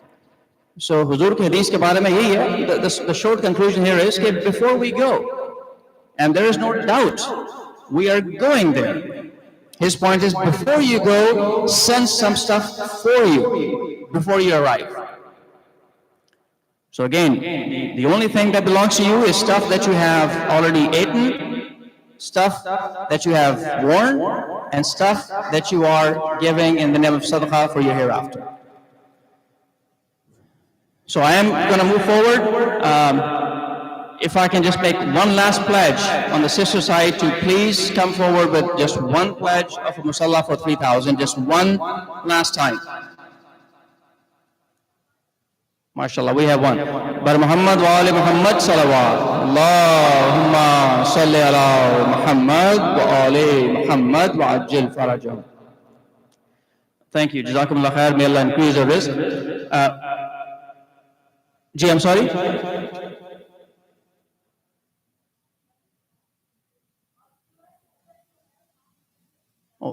I think there's a second take. So now, and once again, I do see a lot of young faces here. And that's an opportunity for you to increase your sustenance. So we're looking for, and this is rather easy in some ways, so we're looking for 5 monthly pledges just for $100 each. Just 5 pledges for one, mashallah, we have one. But Muhammad wa ali Muhammad salawat. Allahumma salli ala Muhammad wa ali Muhammad wa ajil farajahum. Tayyib bhai, सामने बैठे हैं बिल्कुल पीछे. Shiraz bhai के बराबर में, जी. Thank you. MashaAllah. So now we're down to just 4 pledges for $100 on a monthly basis. MashaAllah, we have one more. Tayyib bhai. But Muhammad wa ali Muhammad salawat. Allahumma salli ala Muhammad wa ali Muhammad wa ajil farajahum. So we're looking for just 3 more pledges for $100 each. MashaAllah, we have one more. But Muhammad wa ali Muhammad salawat. Allahumma salli ala Muhammad wa ali Muhammad wa ajil farajahum. So down to just 2 more pledges. And again, I can be here for a much longer time. I have no problem talking. You guys probably want to listen to Dr. Mithani more so than me, unquestionably. There's one more from ladies' side. But Muhammad wa ali Muhammad salawat. Allahumma salli ala Muhammad wa ali Muhammad wa ajil farajahum. See, I don't see my Salim bhai, one of our good friends over here. Mere bahut muhtaram dost Aziz. A few days ago, he sent a clip. He sent a clip of Allama Akir Gharvi sahab ka clip tha wo, and he was talking about 2 things. He was saying कि azadar 2 तरह के होते हैं. I'm trying to paraphrase and make it as quickly as I can. He said azadar 2 तरह के होते हैं. And एक azadar वो होते हैं जो कि घर में अलम सजाते हैं और उनके अलम के आगे दुआएं मांगते हैं कि अल्लाह मुझे रिस्क दे, अल्लाह मुझे औलाद दे, अल्लाह मुझे अच्छी नौकरी दे, अल्लाह मुझे ये दे, अल्लाह मुझे सब कुछ कर. तो एक अज़ादार उस तरह के होते हैं. दूसरे अज़ादार उस तरह के होते हैं कि जो कि घर में अलम सजाते हैं और उसके बाद कहते हैं कि ऐ मेरे मौला मुझे बता कि मैं तेरे लिए क्या कर सकता हूँ. क्या मैं अपनी जान दे सकता हूँ? क्या मैं अपनी औलाद कुर्बान कर सकता हूँ? तो ये the question for us is, and either kind is good. हमसे खुदावंद करीम कहता है कि तुम मुझसे मांगो, तो मांगने में कोई आर नहीं है. But the question as it comes to azadar is कि what kind of azadar am I?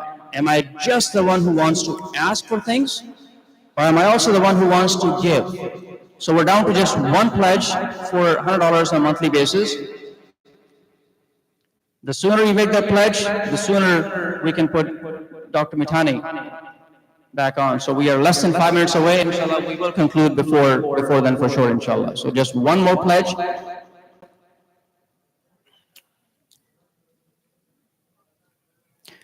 something else. Again, I do need one pledge before I get down. One more pledge. Lady side, brother side. Again, it's $100 a month. It is not much. If you break it down into days, it's probably less than what, $3 a day or something. We need a mathematician. But anyway, just one pledge for $100, and we will conclude. And also, it doesn't have to be at this very moment. आप घर जाकर आप कल आके भी दे सकते हैं, आप परसों भी दे सकते हैं. There is a table outside, generally speaking, for the entire month of Muharram.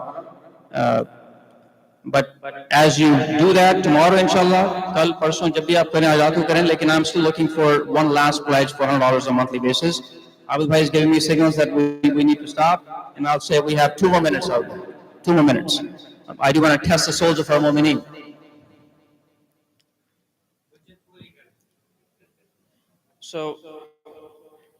So I do have one request, one pledge here for $500. Bar Muhammad wa ali Muhammad salawat. Allahumma salli ala Muhammad wa ali Muhammad wa ajil farajahum.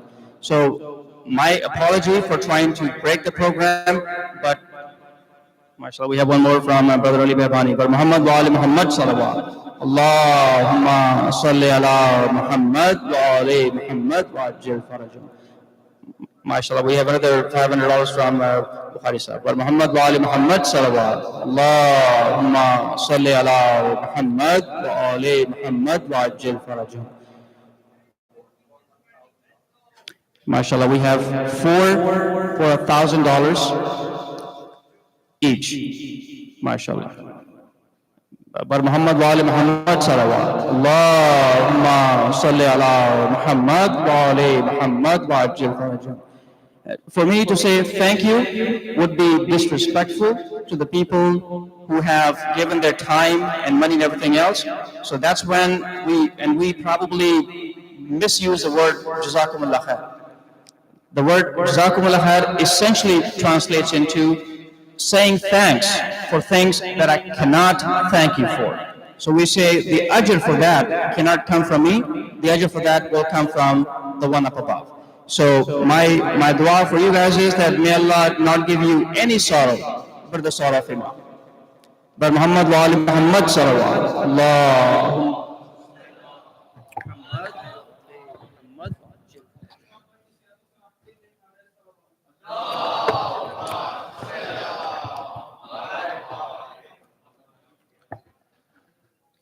Salawat palla Muhammad wa ali Muhammad.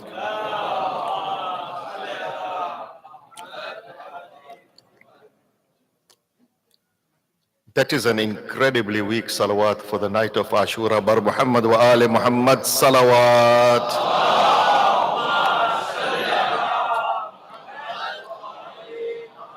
Yeah, I think you can do better than that. Bar Muhammad wa ali Muhammad salawat.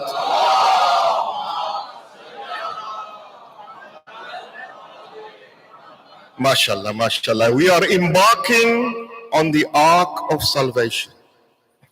The Ark of Salvation is one where we have prepared ourselves. وَنُصْرَتِي لَكُمْ مُؤَدَّى.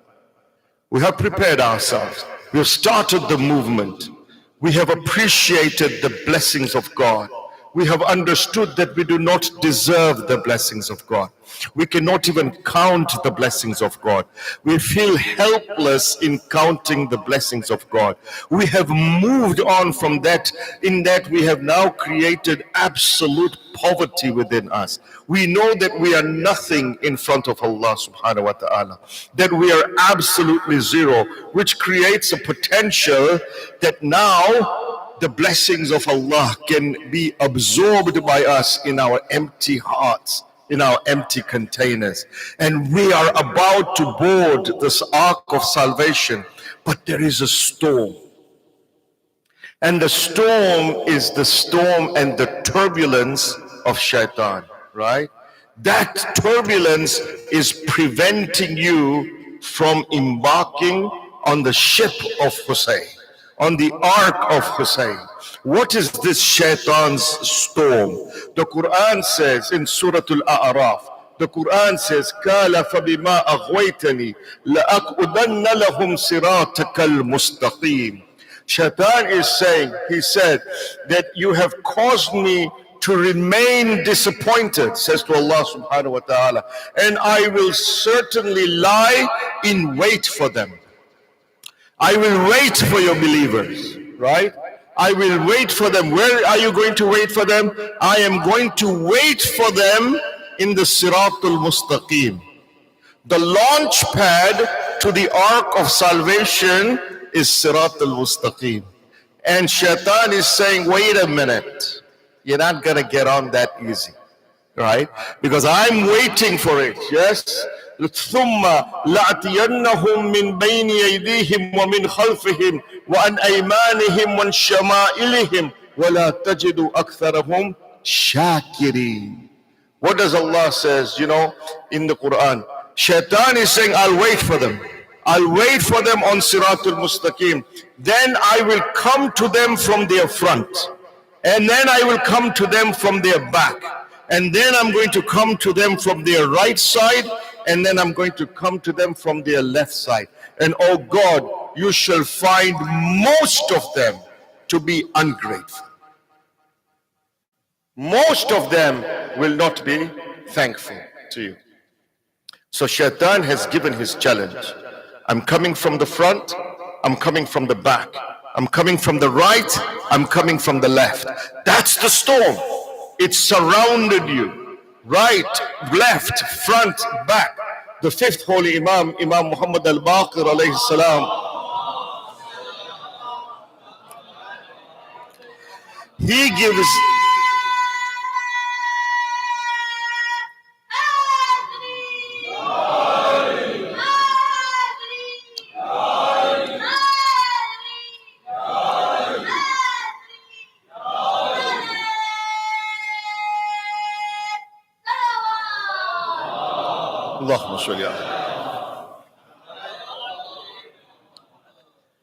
So Imam Muhammad al-Baqir gives a deeper explanation, a deeper meaning to this verse when in Majma'ul Bayan, when Shaitan is saying, I'm going to come from the front and the back and the right and the left.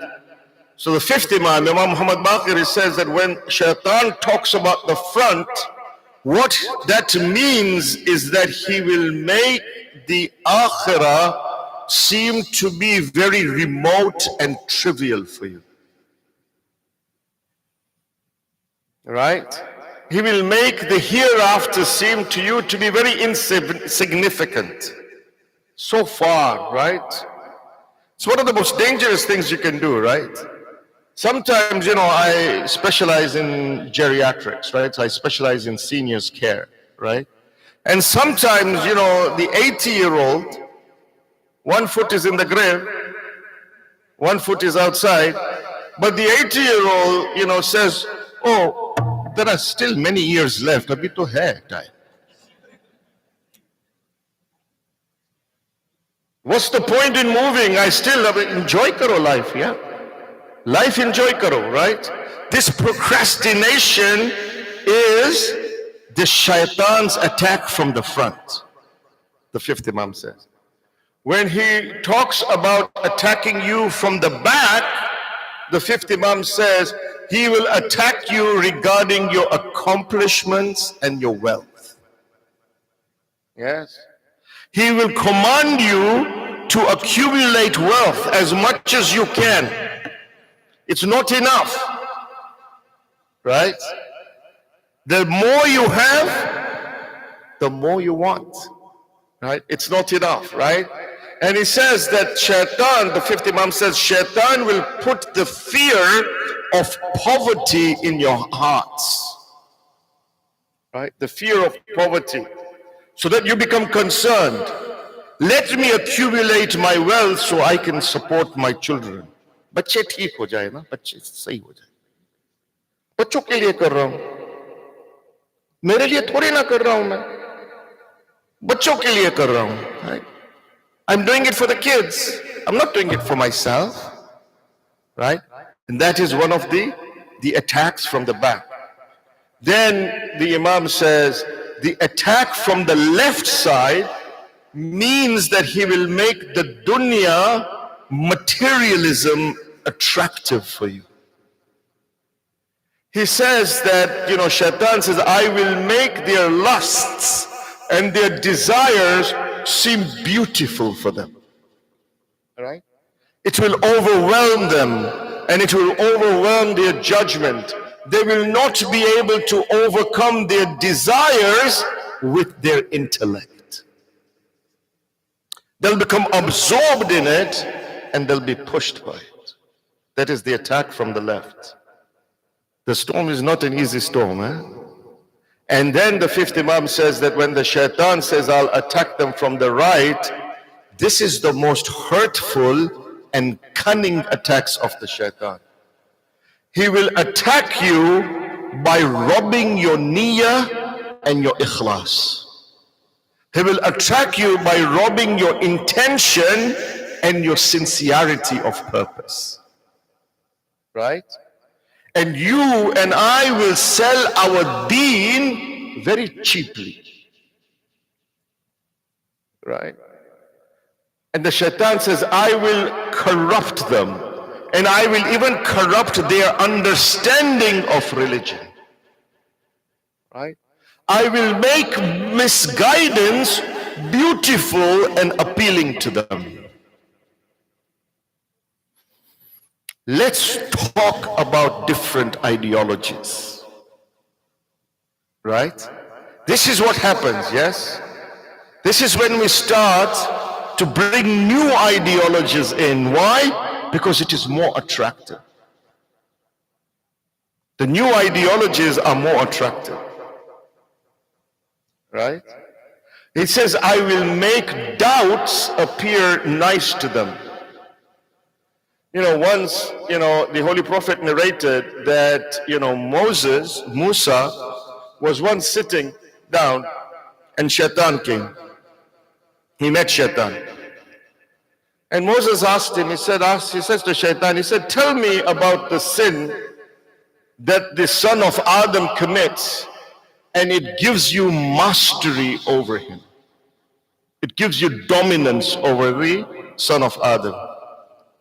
And the shaitan said to Musa, the sin is when he feels proud of himself by doing a particular action, and he continues to perform that action, deeming that his sin is insignificant. You see, you think that shaitan is, in bars and pubs and wherever, right? It's not where shaitan is. Shaitan's work is done, man. You go to a bar or something like that, shaitan's work is done. You start drinking alcohol, shaitan ain't gonna be with you. His work is done. Shaitan wants to come where you are on the musalla. When you are on the musalla, that is where shaitan wants to come. Because what he wants to do is he wants to rob your niyyah from you. He will say to you, pray more. Pray Jafar Tayyar. Pray Salatul Layl. Pray more, recite Quran. But then after you do that, he will make you say, I'm good, man. I'm better than this other person. I am better than him. He doesn't pray, but and sometimes we do that, right? We sell our deen, we do riyah, right? We show off. And sometimes we're very smart in showing off, We're very smart. I'm talking about me, not you, So very smart in showing off. You see, I'll tell you, I remembered you in my Salatul Layl. Now the intention is what? The intention is to tell you that I recite Salatul Layl. Not only that, I remember you every day in my Salatul Layl. You are one of those 40 beads. You are one of them. I remember you every night on my Salatul Layl. So the thing is what? The thing is that I want to show off to you. I'm showing off to you that I recite Salatul Layl every night. So you are doing showmanship. You are doing riyah. You have sold your deen. You have sold your good act by showing off. You know, somebody came to Ayatollah Bahjat. Ayatollah Bahjat is great arif, right? Came to Ayatollah Bahjat and he says to him, he says, I got a problem, man. So Ayatollah Bahjat says, okay, what's your problem? He says, I do a lot of riyah. I do a lot of showing off, showmanship. I can't help it. So Ayatollah Bahjat says to him, he says, do as much riyah as you want. This guy is thinking, Bahjat, maybe he didn't take the melatonin last night, what's going on, right? Right? So he says, no, Agha, you don't realize what I've just said. I've just said that I do a lot of riyah, I do a lot of showing off, showmanship, and I can't control it. That's my problem. And Ayatollah Bahjat said, do as much riyah as you want, but do riyah with Allah. Don't do it with His creations. Recite your 2 rakat salat and then say to Allah, did you like it? That's pretty good, huh? Do it with Allah. Why are you doing riyah with the creations? So we do a lot of this thing where we sell our religion. But the ship of Hussein is beautiful. Allah subhanahu wa ta'ala says that shaitan, you are coming from the front, you are deviating them from the back, you are coming from the right, you are coming from the left. But he says to shaitan, shaitan, you have miscalculated. You have come from the front, from the back, from the right, from the left. But you have left 2 things. You have left the top and bottom empty. So I can tell you something. You can try and deviate them from the front, back, right and left. But when they raise their hands in dua and ask for forgiveness, I will forgive them. When they go into prostration on the ground and ask for forgiveness, I will forgive them. So let's see what happens.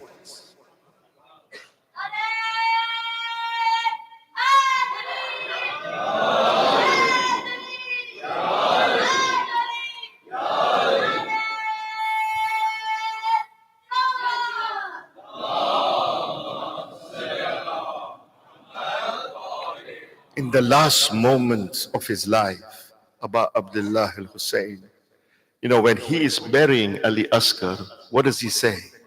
He is in sajda, and somebody listens to him and says, what is Hussein saying? But look at the thinking of Hussein, right? Somebody comes close to him. Aba Abdullah, he's just in his final moments. He has buried Ali Asgar and he says, oh my Lord, aytamtu ayali likay arak. He says, oh my Lord, I have orphaned my children so that I may come and see you, O Allah. And he says that if they cut me into pieces, irban irba, if they cut me into pieces, my heart will not long and yearn for anybody other than you, O Allah. This is the ark of salvation. For on this night of Ashura, this battered and tired Imam, he's battered and he's tired. He's gathered the pieces of Qasim. He's consolidated the arms of Abbas. Yeah. He has taken out the spear from the chest of Ali Akbar. This battered Imam now goes onto the sand dunes of Karbala and he says something. He makes a cry and he says, Hal min nasirin yansuruna. Hal min mughithin yughithuna. Is there anyone to help me? When Aba Abdullah cries out, Hal min nasirin yansuruna, the wife of Aba Abdullah Rabab comes running out of the tent. And she signals Aba Abdullah. She signals Aba Abdullah to come towards the tent.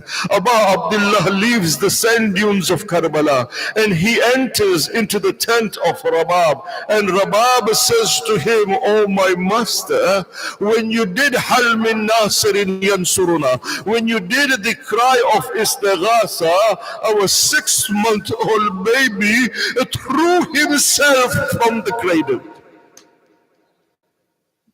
He threw himself from the cradle. Imam says to Rabab, Rabab, give me my Ali Asgar. Give me my Ali Asgar. I will take Ali Asgar to go to the enemies, and I will see if there is anybody amongst the enemies who may have children. And maybe they will feel some sort of kindness in their heart, and maybe they will give my Ali Asgar some water.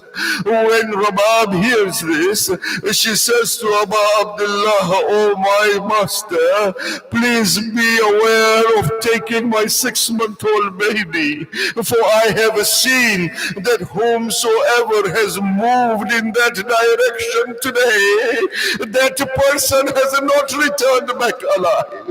My Ali Asgar is only 6 months old. Imam Hussein, he says to Rabab, Rabab, don't worry. I will take Ali Asgar. He takes his abaya and he shrouds Ali Asgar in his abaya. And he says, don't worry, Rabab. I'm going to see if somebody can give him some water. Azadar Imam Hussein goes into the battlefield of Karbala. The army is confused. They think that Abu Abdullah has brought a Quran with him. They think that he has brought a Quran with him. They start to talk amongst themselves. They said, I don't know what's going to happen. For he think that Hussein has brought the Quran with him.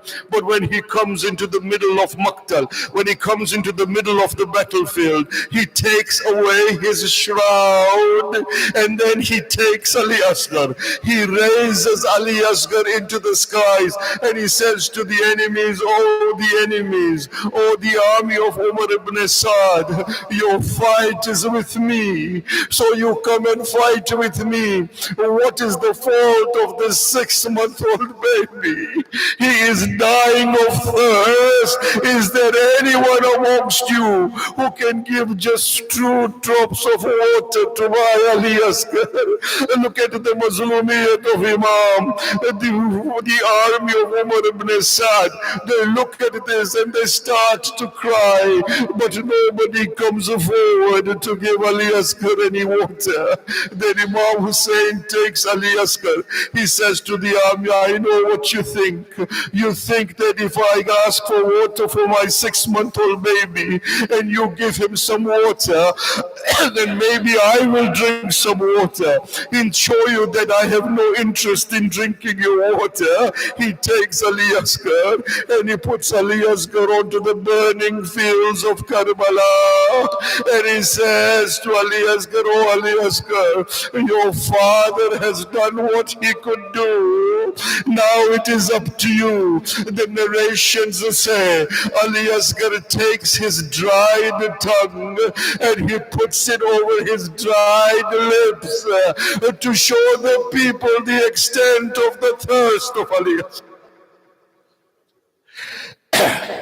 Umar ibn Saad comes. Umar ibn Saad comes to Abu Abdullah al-Hussein. Umar ibn Saad says, oh Hussein, do the bayat. Do the bayat of Yazid and we will give your 6-month-old baby some water. When Imam Hussein hears this, he picks up Ali Asgar. As he picks up Ali Asgar, he says something into the ear of Ali Asgar. The narrations do not record what Abu Abdullah has said into the ear of Ali Asgar. My heart says that maybe Abu Abdullah said to Ali Asgar, oh Asgar, they are asking me to do the bayat of Yazid, and perhaps Ali Asgar has replied, oh my father, I am ready, wa nusrati lakum muadda. I am ready. Tell them, why are they waiting? The army of Umar Asad starts to cry. There is a commotion in the army of Umar ibn Asad. Hussein has come with a 6-month-old baby. Why can we not give them some water? Why can we not give him some water? At that time, Umar ibn Asad sees that there is commotion in the army. He comes to Harmala. He says to Harmala, Ikta kalamul Hussein. I want you to eradicate the sign of Hussein Hussein. I want you to eradicate the sign of Hussein. The narrations say Hurmula takes the first arrow. He points it towards Ali Asgar. The arrow falls onto the ground. He takes the second arrow. He points it towards Ali Asgar. The second arrow falls onto the ground. He takes the third arrow. The third arrow also falls onto the ground. Umar ibn Saad comes to Hurmala. He says to Hurmala, Hurmala, you are my best archer in the army. Why is it that you are not eradicating the sign of Hussein?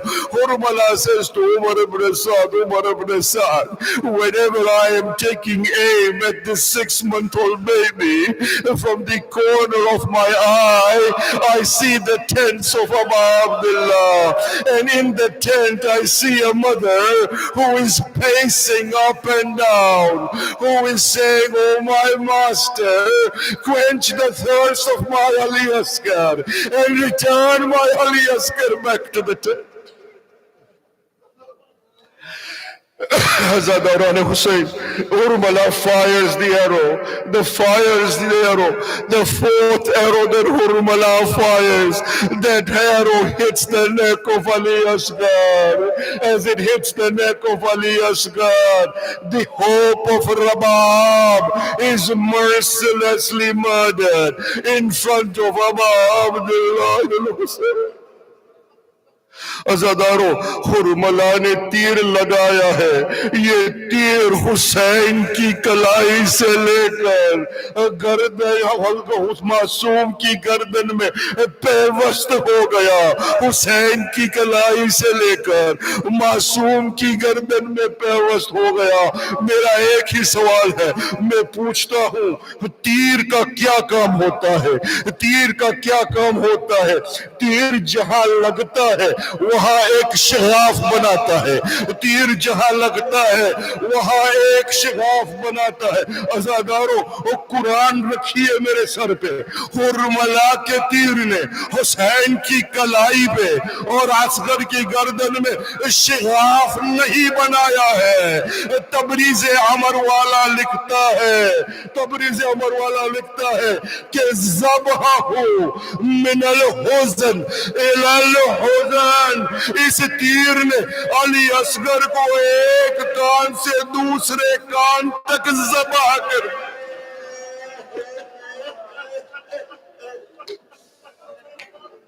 तीर ने बच्चे को एक कान से लेके दूसरे कान तक ज़बह कर दिया। अज़ादारो, तीर एक है, उसी में बाप की कलाई है, उसी में बच्चे की गर्दन है। हुसैन अली असगर की लाश लेके खैमगा तक आना चाहते हैं। हुसैन सोचते हैं, माँ को कैसे जवाब दूंगा। 7 मरतबा आगे जाते हैं, इन्ना लिल्लाह व इन्ना इलैहि राजिऊन। 7 मरतबा पीछे आते हैं, रिज़न बिक़ज़ाइही व तस्लीमन लिअम्री। अज़ादारो, अब हुसैन रबाब के पास आते हैं, अली असगर को लिए रबाब के पास आते हैं। जब रबाब ने अली असगर को देखा, रबाब ने जब चश्मा को देखा, कहा, आका ये मेरा असगर है, मेरे असगर को क्या हो गया? क्या बच्चे ऐसे ज़बह किए जाते? अज़ादारो, हुसैन ने अली असगर को रुबाब को दिया। हुसैन ने अली असगर को रुबाब को दिया। मुअर्रिख लिखते हैं कि हुसैन खैमे के पीछे गए, रबाब के हाथ में अली असगर है।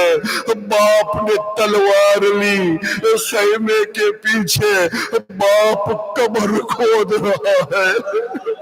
अली असगर को लिए रबाब खड़ी है, हाय मेरा मजलूम इमाम, बाप कब्र खोद रहा है। हुसैन ने अली अकबर को वहां दफन किया। अज़ादारो, हुरमला ने जब मुख्तार के दरबार में हुरमला आया है तो मुख्तार ने पूछा, हुरमला तुमने ऐसा कौन सा काम किया जिसकी वजह से तू जानता है कि तू जहन्नम में जाएगा? हुरमला ने कहा, वो तीर मेरा जो शशमाह को एक कान से दूसरे कान तक ज़बह कर दिया, वो तीर मुझे جہنم لے جائے گا۔ عزاداروں، عاشور کی شام، عاشور کی شام، عاشور کی شام، جب سب لاشیں اکٹھے ہو رہے تھے، دلوں پہ ہاتھ رکھ کے سننا، اگر آنکھوں پہ آنسو آئے تو دعا مانگنا، علی اصغر بھی امام الحوائج ہے، دعا مانگنا، علی اصغر بھی امام الحوائج ہے۔ عاشور کے شام جب لاش سب اکٹھے ہو رہے تھے تو عمر سعد نے کہا کہ ایک لاش کی کمی ہے، لاش اکٹھے ہو رہے ہیں، عمر سعد نے کہا ایک لاش کی کمی ہے۔ لوگوں نے کہا کہ یہ علی اصغر کی لاش ہے جو حسین دفن کر چکے ہیں، لیکن ہمیں نہیں پتا کہ حسین نے علی اصغر کی لاش دفن کیا کہاں کی ہے۔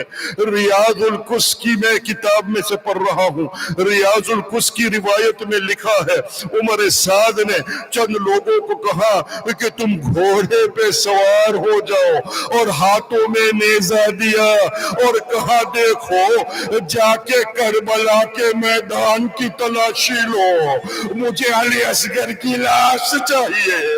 عزاداروں، یہ لوگ گھوڑے پہ سوار ہو گئے، اب کربلا کے میدان کی تلاشی ہو رہی ہے، یہ نیزے زمین پہ مار رہے ہیں۔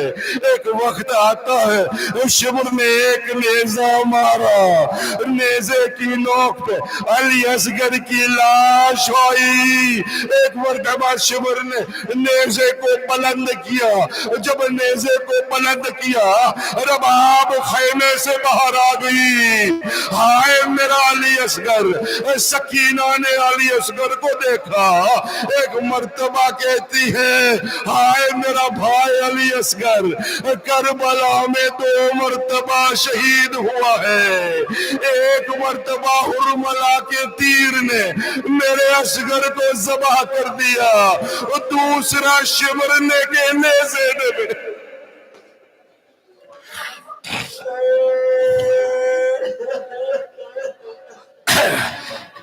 آخری مصائب پڑھ رہا ہوں عزاداروں۔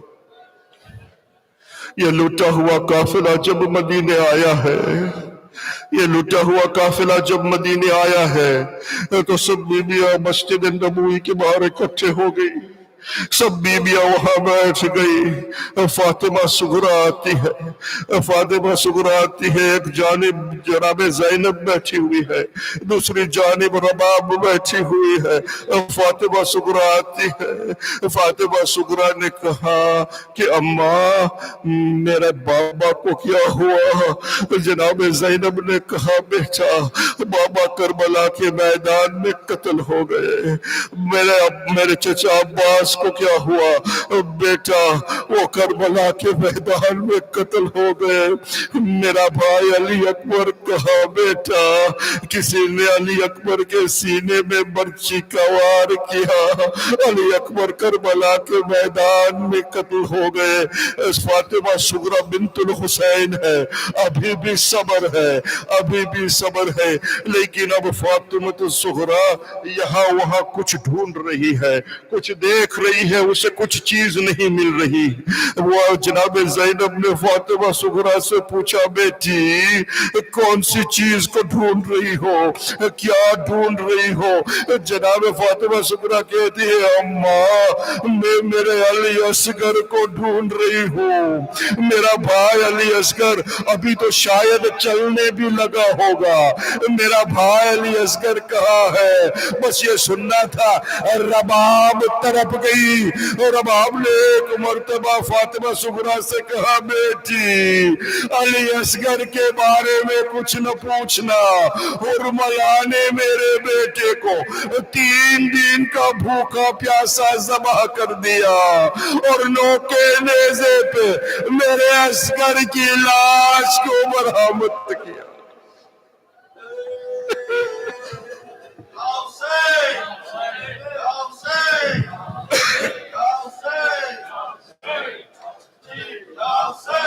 کربلا کی فضاؤں میں اب تک ایک دکھیاری ماں کی صدا ہے کربلا کی فضاؤں میں اب تک ایک دکھیاری ماں کی صدا ہے کربلا تیرے سبو کے بن میں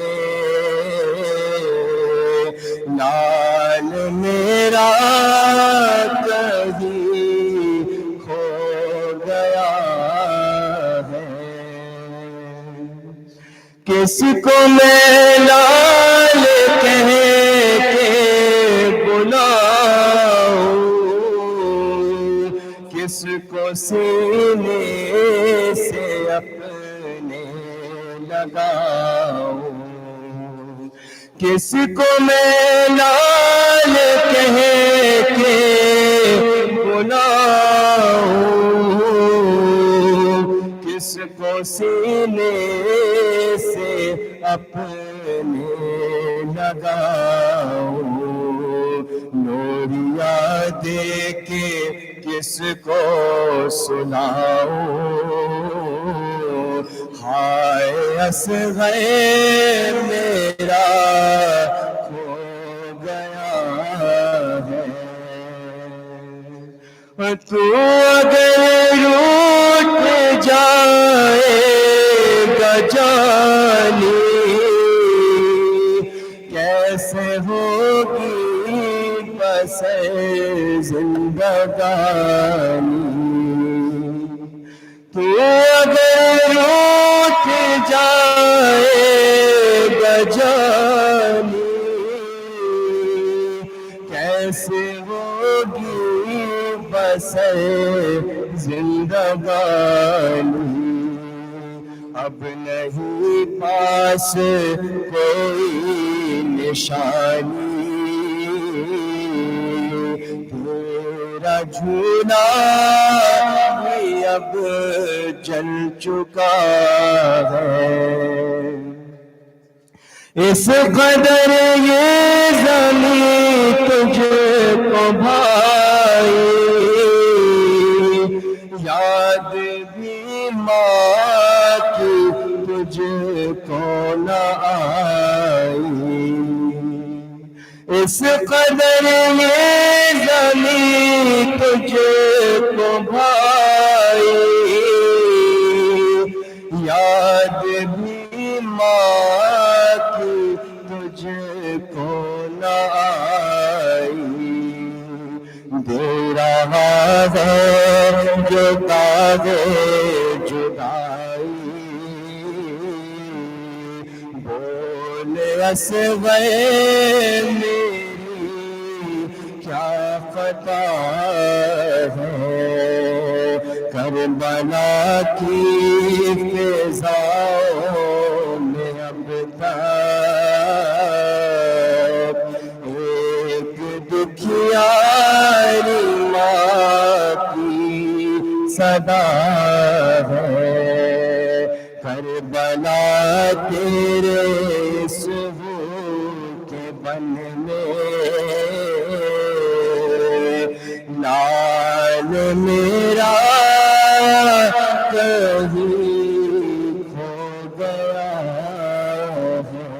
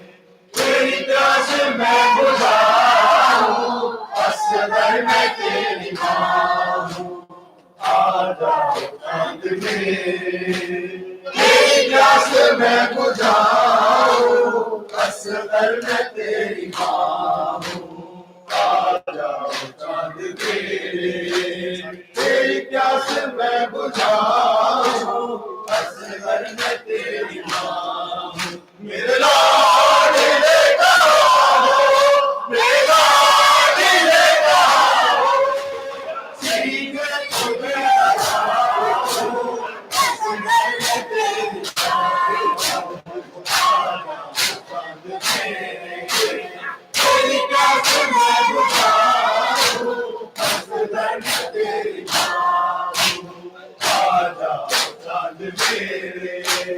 تیری پیاس میں بجھاؤ اصغر میں تیری ماں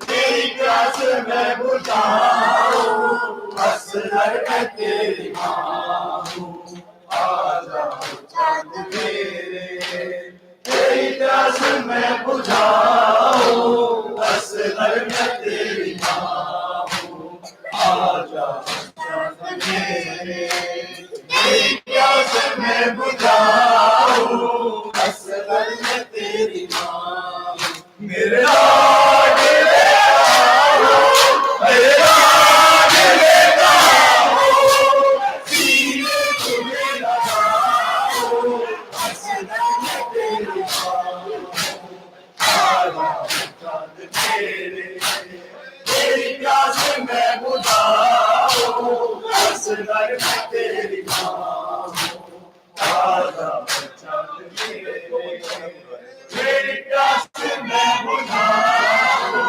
اصغر میں تیری ماں آ جاؤ چاند میرے تیری پیاس میں بجھاؤ اصغر میں تیری ماں آ جاؤ چاند میرے تیری پیاس میں بجھاؤ اصغر میں تیری ماں بیٹا تمہارا دادے میرے سامنے کھڑا ہے تو ہنس رہا ہے چاہے دلوں کو چھی ہے منہ میں سارا چھپاؤ اصغر میں تیری ماں آ جاؤ چاند میرے تیری پیاس میں بجھاؤ اصغر میں تیری ماں آ جاؤ چاند میرے تیری پیاس میں بجھاؤ اصغر میں تیری ماں آ جاؤ چاند میرے تیری پیاس میں بجھاؤ اصغر میں تیری ماں آ جاؤ چاند میرے تیری پیاس میں بجھاؤ اصغر میں تیری ماں تیرے جھولے کو سکینہ رو رو کے جھولتی ہے تجھے گھر میں ڈھونڈتی ہے تیری موت کی خبر میں کیسے اسے سناؤ اصغر میں تیری ماں آ جاؤ چاند میرے تیری پیاس میں بجھاؤ اصغر میں تیری ماں آ جاؤ چاند میرے تیری پیاس میں بجھاؤ اصغر میں تیری ماں آ جاؤ چاند میرے تیری پیاس میں بجھاؤ اصغر میں تیری ماں آ جاؤ چاند میرے تیری پیاس میں بجھاؤ اصغر میں تیری ماں میری جان جا رہی ہے بے سوچ سوچ اصغر سے گلے یہ چیز کیسے تیرا پہلوں کو کیا بتاؤ اصغر میں تیری ماں آ جاؤ چاند میرے تیری پیاس میں بجھاؤ اصغر میں تیری ماں آ جاؤ چاند میرے تیری پیاس میں بجھاؤ اصغر میں تیری ماں آ جاؤ چاند میرے تیری پیاس میں بجھاؤ اصغر میں تیری ماں آ جاؤ چاند میرے تیری پیاس میں بجھاؤ اصغر میں تیری ماں میری جان جا رہی ہے یہ سوچ سوچ اصغر اس بوجھ سے بنے پر یہ دین کیسے جھیلا میں لوگوں کیا بتاؤ اصغر میں تیری ماں آ جاؤ چاند میرے تیری پیاس میں بجھاؤ اصغر میں تیری ماں آ جاؤ چاند میرے تیری پیاس میں بجھاؤ اصغر میں تیری ماں آ جاؤ چاند میرے تیری پیاس میں بجھاؤ اصغر میں تیری ماں آ جاؤ چاند میرے تیری پیاس میں بجھاؤ اصغر میں تیری ماں میرے جیسے گر رہا ہے لمبا سا دل تمہارا روتا ہے ہمارا میرے ہاتھ تو بندھے ہیں سر کس طرح اٹھاؤ اصغر میں تیری ماں آ جاؤ چاند میرے تیری پیاس میں بجھاؤ اصغر میں تیری ماں آ جاؤ چاند میرے تیری پیاس میں بجھاؤ اصغر میں تیری ماں آ جاؤ چاند میرے تیری پیاس میں بجھاؤ اصغر میں تیری ماں آ جاؤ چاند میرے تیری پیاس میں بجھاؤ اصغر میں تیری ماں جھولے کے ساتھ بیٹا میرے ہاتھ جل گئے ہیں بے بس رہے ہیں تیری آخری نشانی ہر طرح سے بچاؤ اصغر میں تیری ماں آ جاؤ چاند میرے تیری پیاس میں بجھاؤ اصغر میں تیری ماں آ جاؤ چاند میرے تیری پیاس میں بجھاؤ اصغر میں تیری ماں آ جاؤ چاند میرے تیری پیاس میں بجھاؤ اصغر میں تیری ماں آ جاؤ چاند میرے تیری پیاس میں بجھاؤ اصغر میں تیری ماں آ جاؤ چاند میرے تیری پیاس میں بجھاؤ اصغر میں تیری ماں جھولے کے ساتھ بیٹا میرے ہاتھ جل گئے ہیں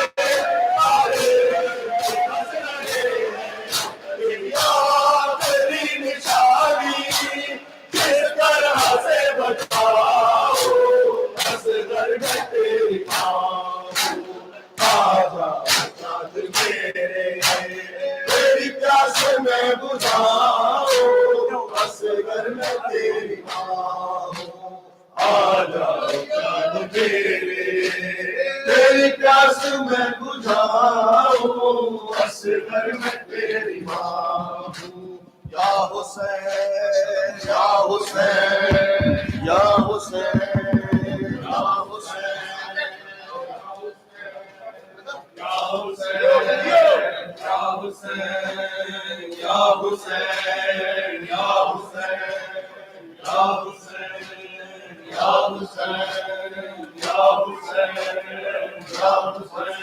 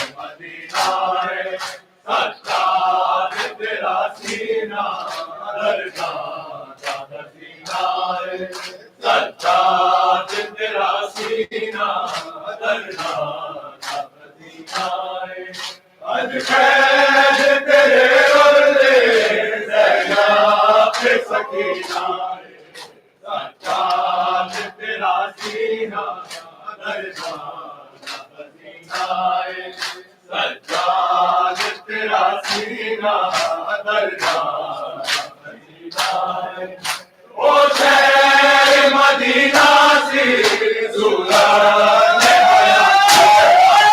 او شہر مدینہ سے صورت سرکار کے بزانا سرکار کے بزانا سجاد تیرا سینہ درگاہ کا پسینہ ہے سجاد تیرا سینہ درگاہ کا پسینہ ہے آج قید تیرے ولے زینب پہ سکینہ ہے سجاد تیرا سینہ درگاہ کا پسینہ ہے سجاد تیرا سینہ درگاہ کا پسینہ ہے روکان پتھر مارے سادات روکان پتھر مارے سادات جب شام دے وچ آیا آقا دا سفینہ ہے جب شام دے وچ آیا آقا دا سفینہ ہے سجاد تیرا سینہ درگاہ کا پسینہ ہے سجاد تیرا سینہ درگاہ کا پسینہ ہے آج قید تیرے ولے زینب پہ سکینہ ہے سجاد تیرا سینہ درگاہ کا پسینہ ہے سجاد تیرا سینہ درگاہ کا پسینہ ہے زندان دے وچ روے دیوار زندان دے وچ روے دیوار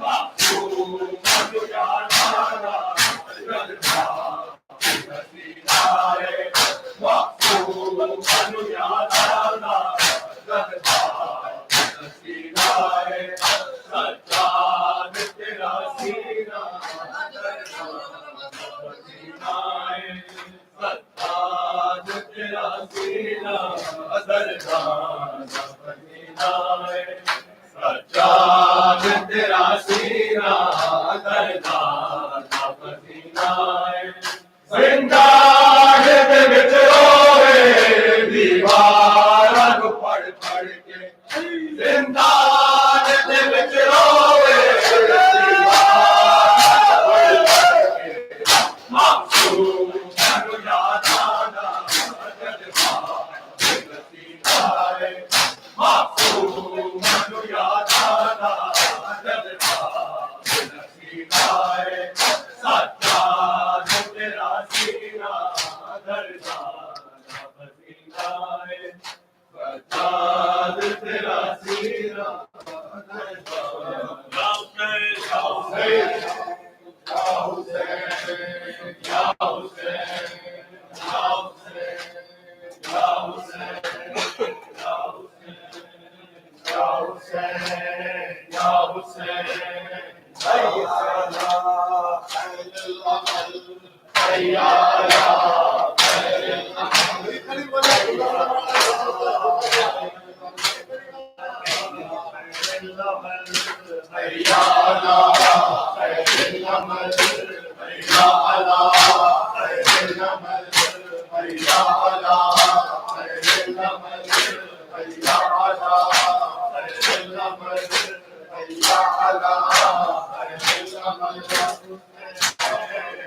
Hussein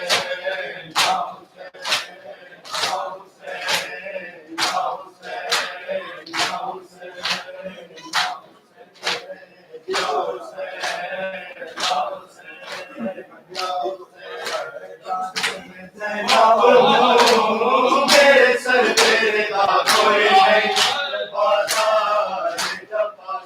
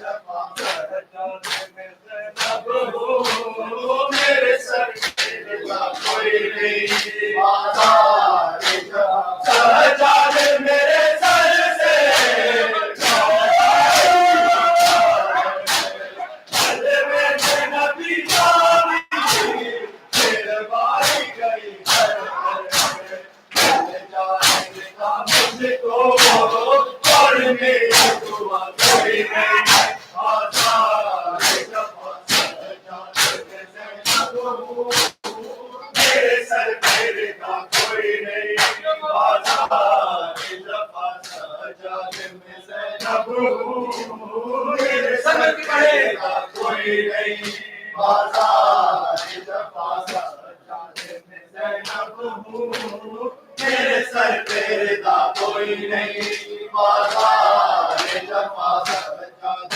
زینب ہوں میرے سر پہ رضا کوئی نہیں بازار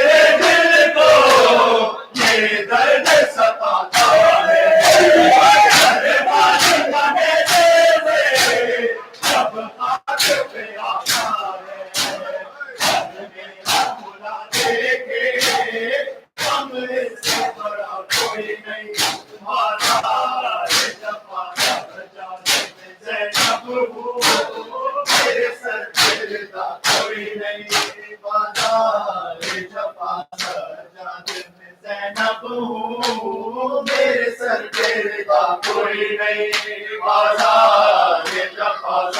سجاد میں زینب ہوں میرے سر پہ رضا کوئی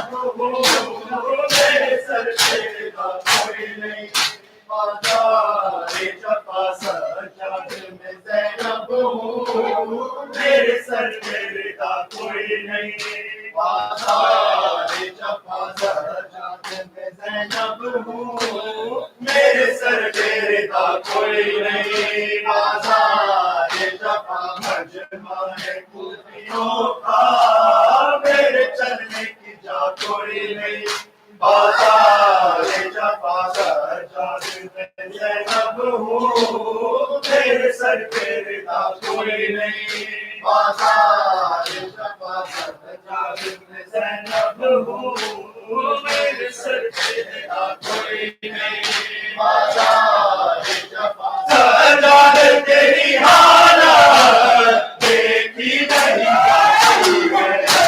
سر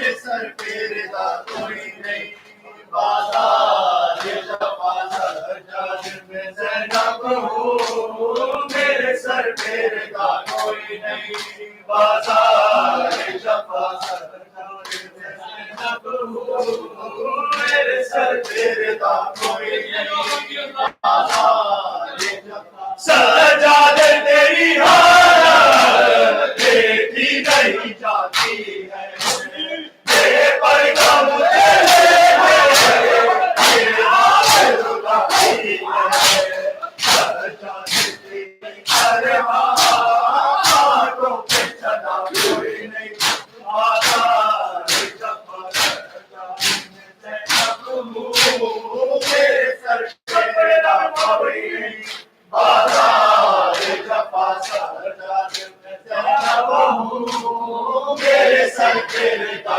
کوئی نہیں بازار جفا سجاد میں زینب ہوں میرے سر پہ رضا کوئی نہیں بازار جفا سجاد میں زینب ہوں میرے سر پہ رضا کوئی نہیں بازار جفا معلوم ہے راجا تو غازی کی بہن ہوں میں میری دشت ہے وہ غازی آبن کے رسن ہوں میں دادا کی مطابق کی جب پاس رہا کوئی نہیں آزاد جفا سجاد میں زینب ہوں میرے سر پہ رضا کوئی نہیں بازار جفا سجاد میں زینب ہوں میرے سر پہ رضا کوئی نہیں بازار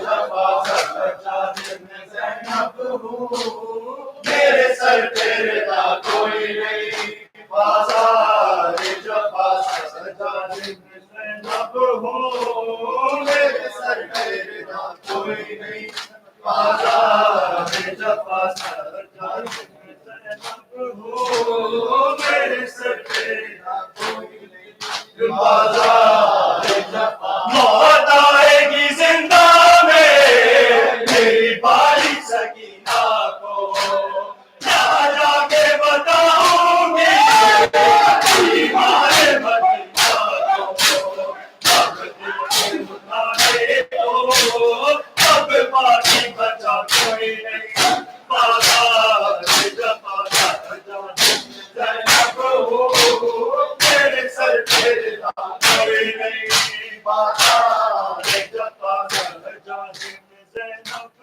ہوں میرے سر پہ رضا کوئی نہیں بازار جفا سجاد میں زینب ہوں میرے سر پہ رضا کوئی نہیں بازار جفا سجاد میں زینب ہوں میرے سر پہ رضا کوئی نہیں بازار جفا سجاد میں زینب ہوں میرے سر پہ رضا کوئی نہیں بازار جفا سجاد تیری حالت دیکھی نہیں جاتی ہے بے پردہ مجھے دیکھے یہ بات رلاتی ہے سجاد تیری طرح آٹھوں پہ چلا کوئی نہیں بازار جفا سجاد میں زینب ہوں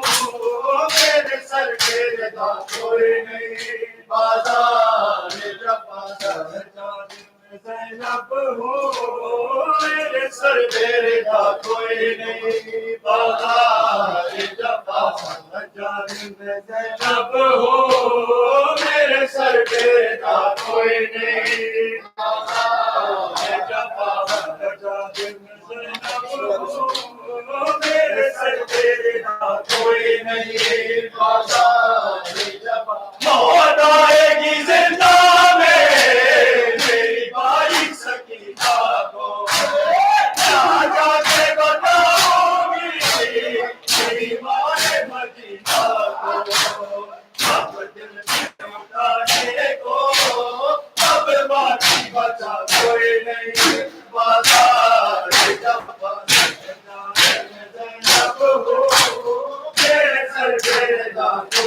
نہیں بازار جانب زینب ہوں میرے سر پہ کا کوئی نہیں بازار جانب زینب ہوں میرے سر پہ کا کوئی نہیں بازار جانب زینب ہوں میرے سر پہ کا کوئی نہیں بازار زینب ہوں میرے سر پہ کا کوئی نہیں بازار چلوں کیسے لاکھوں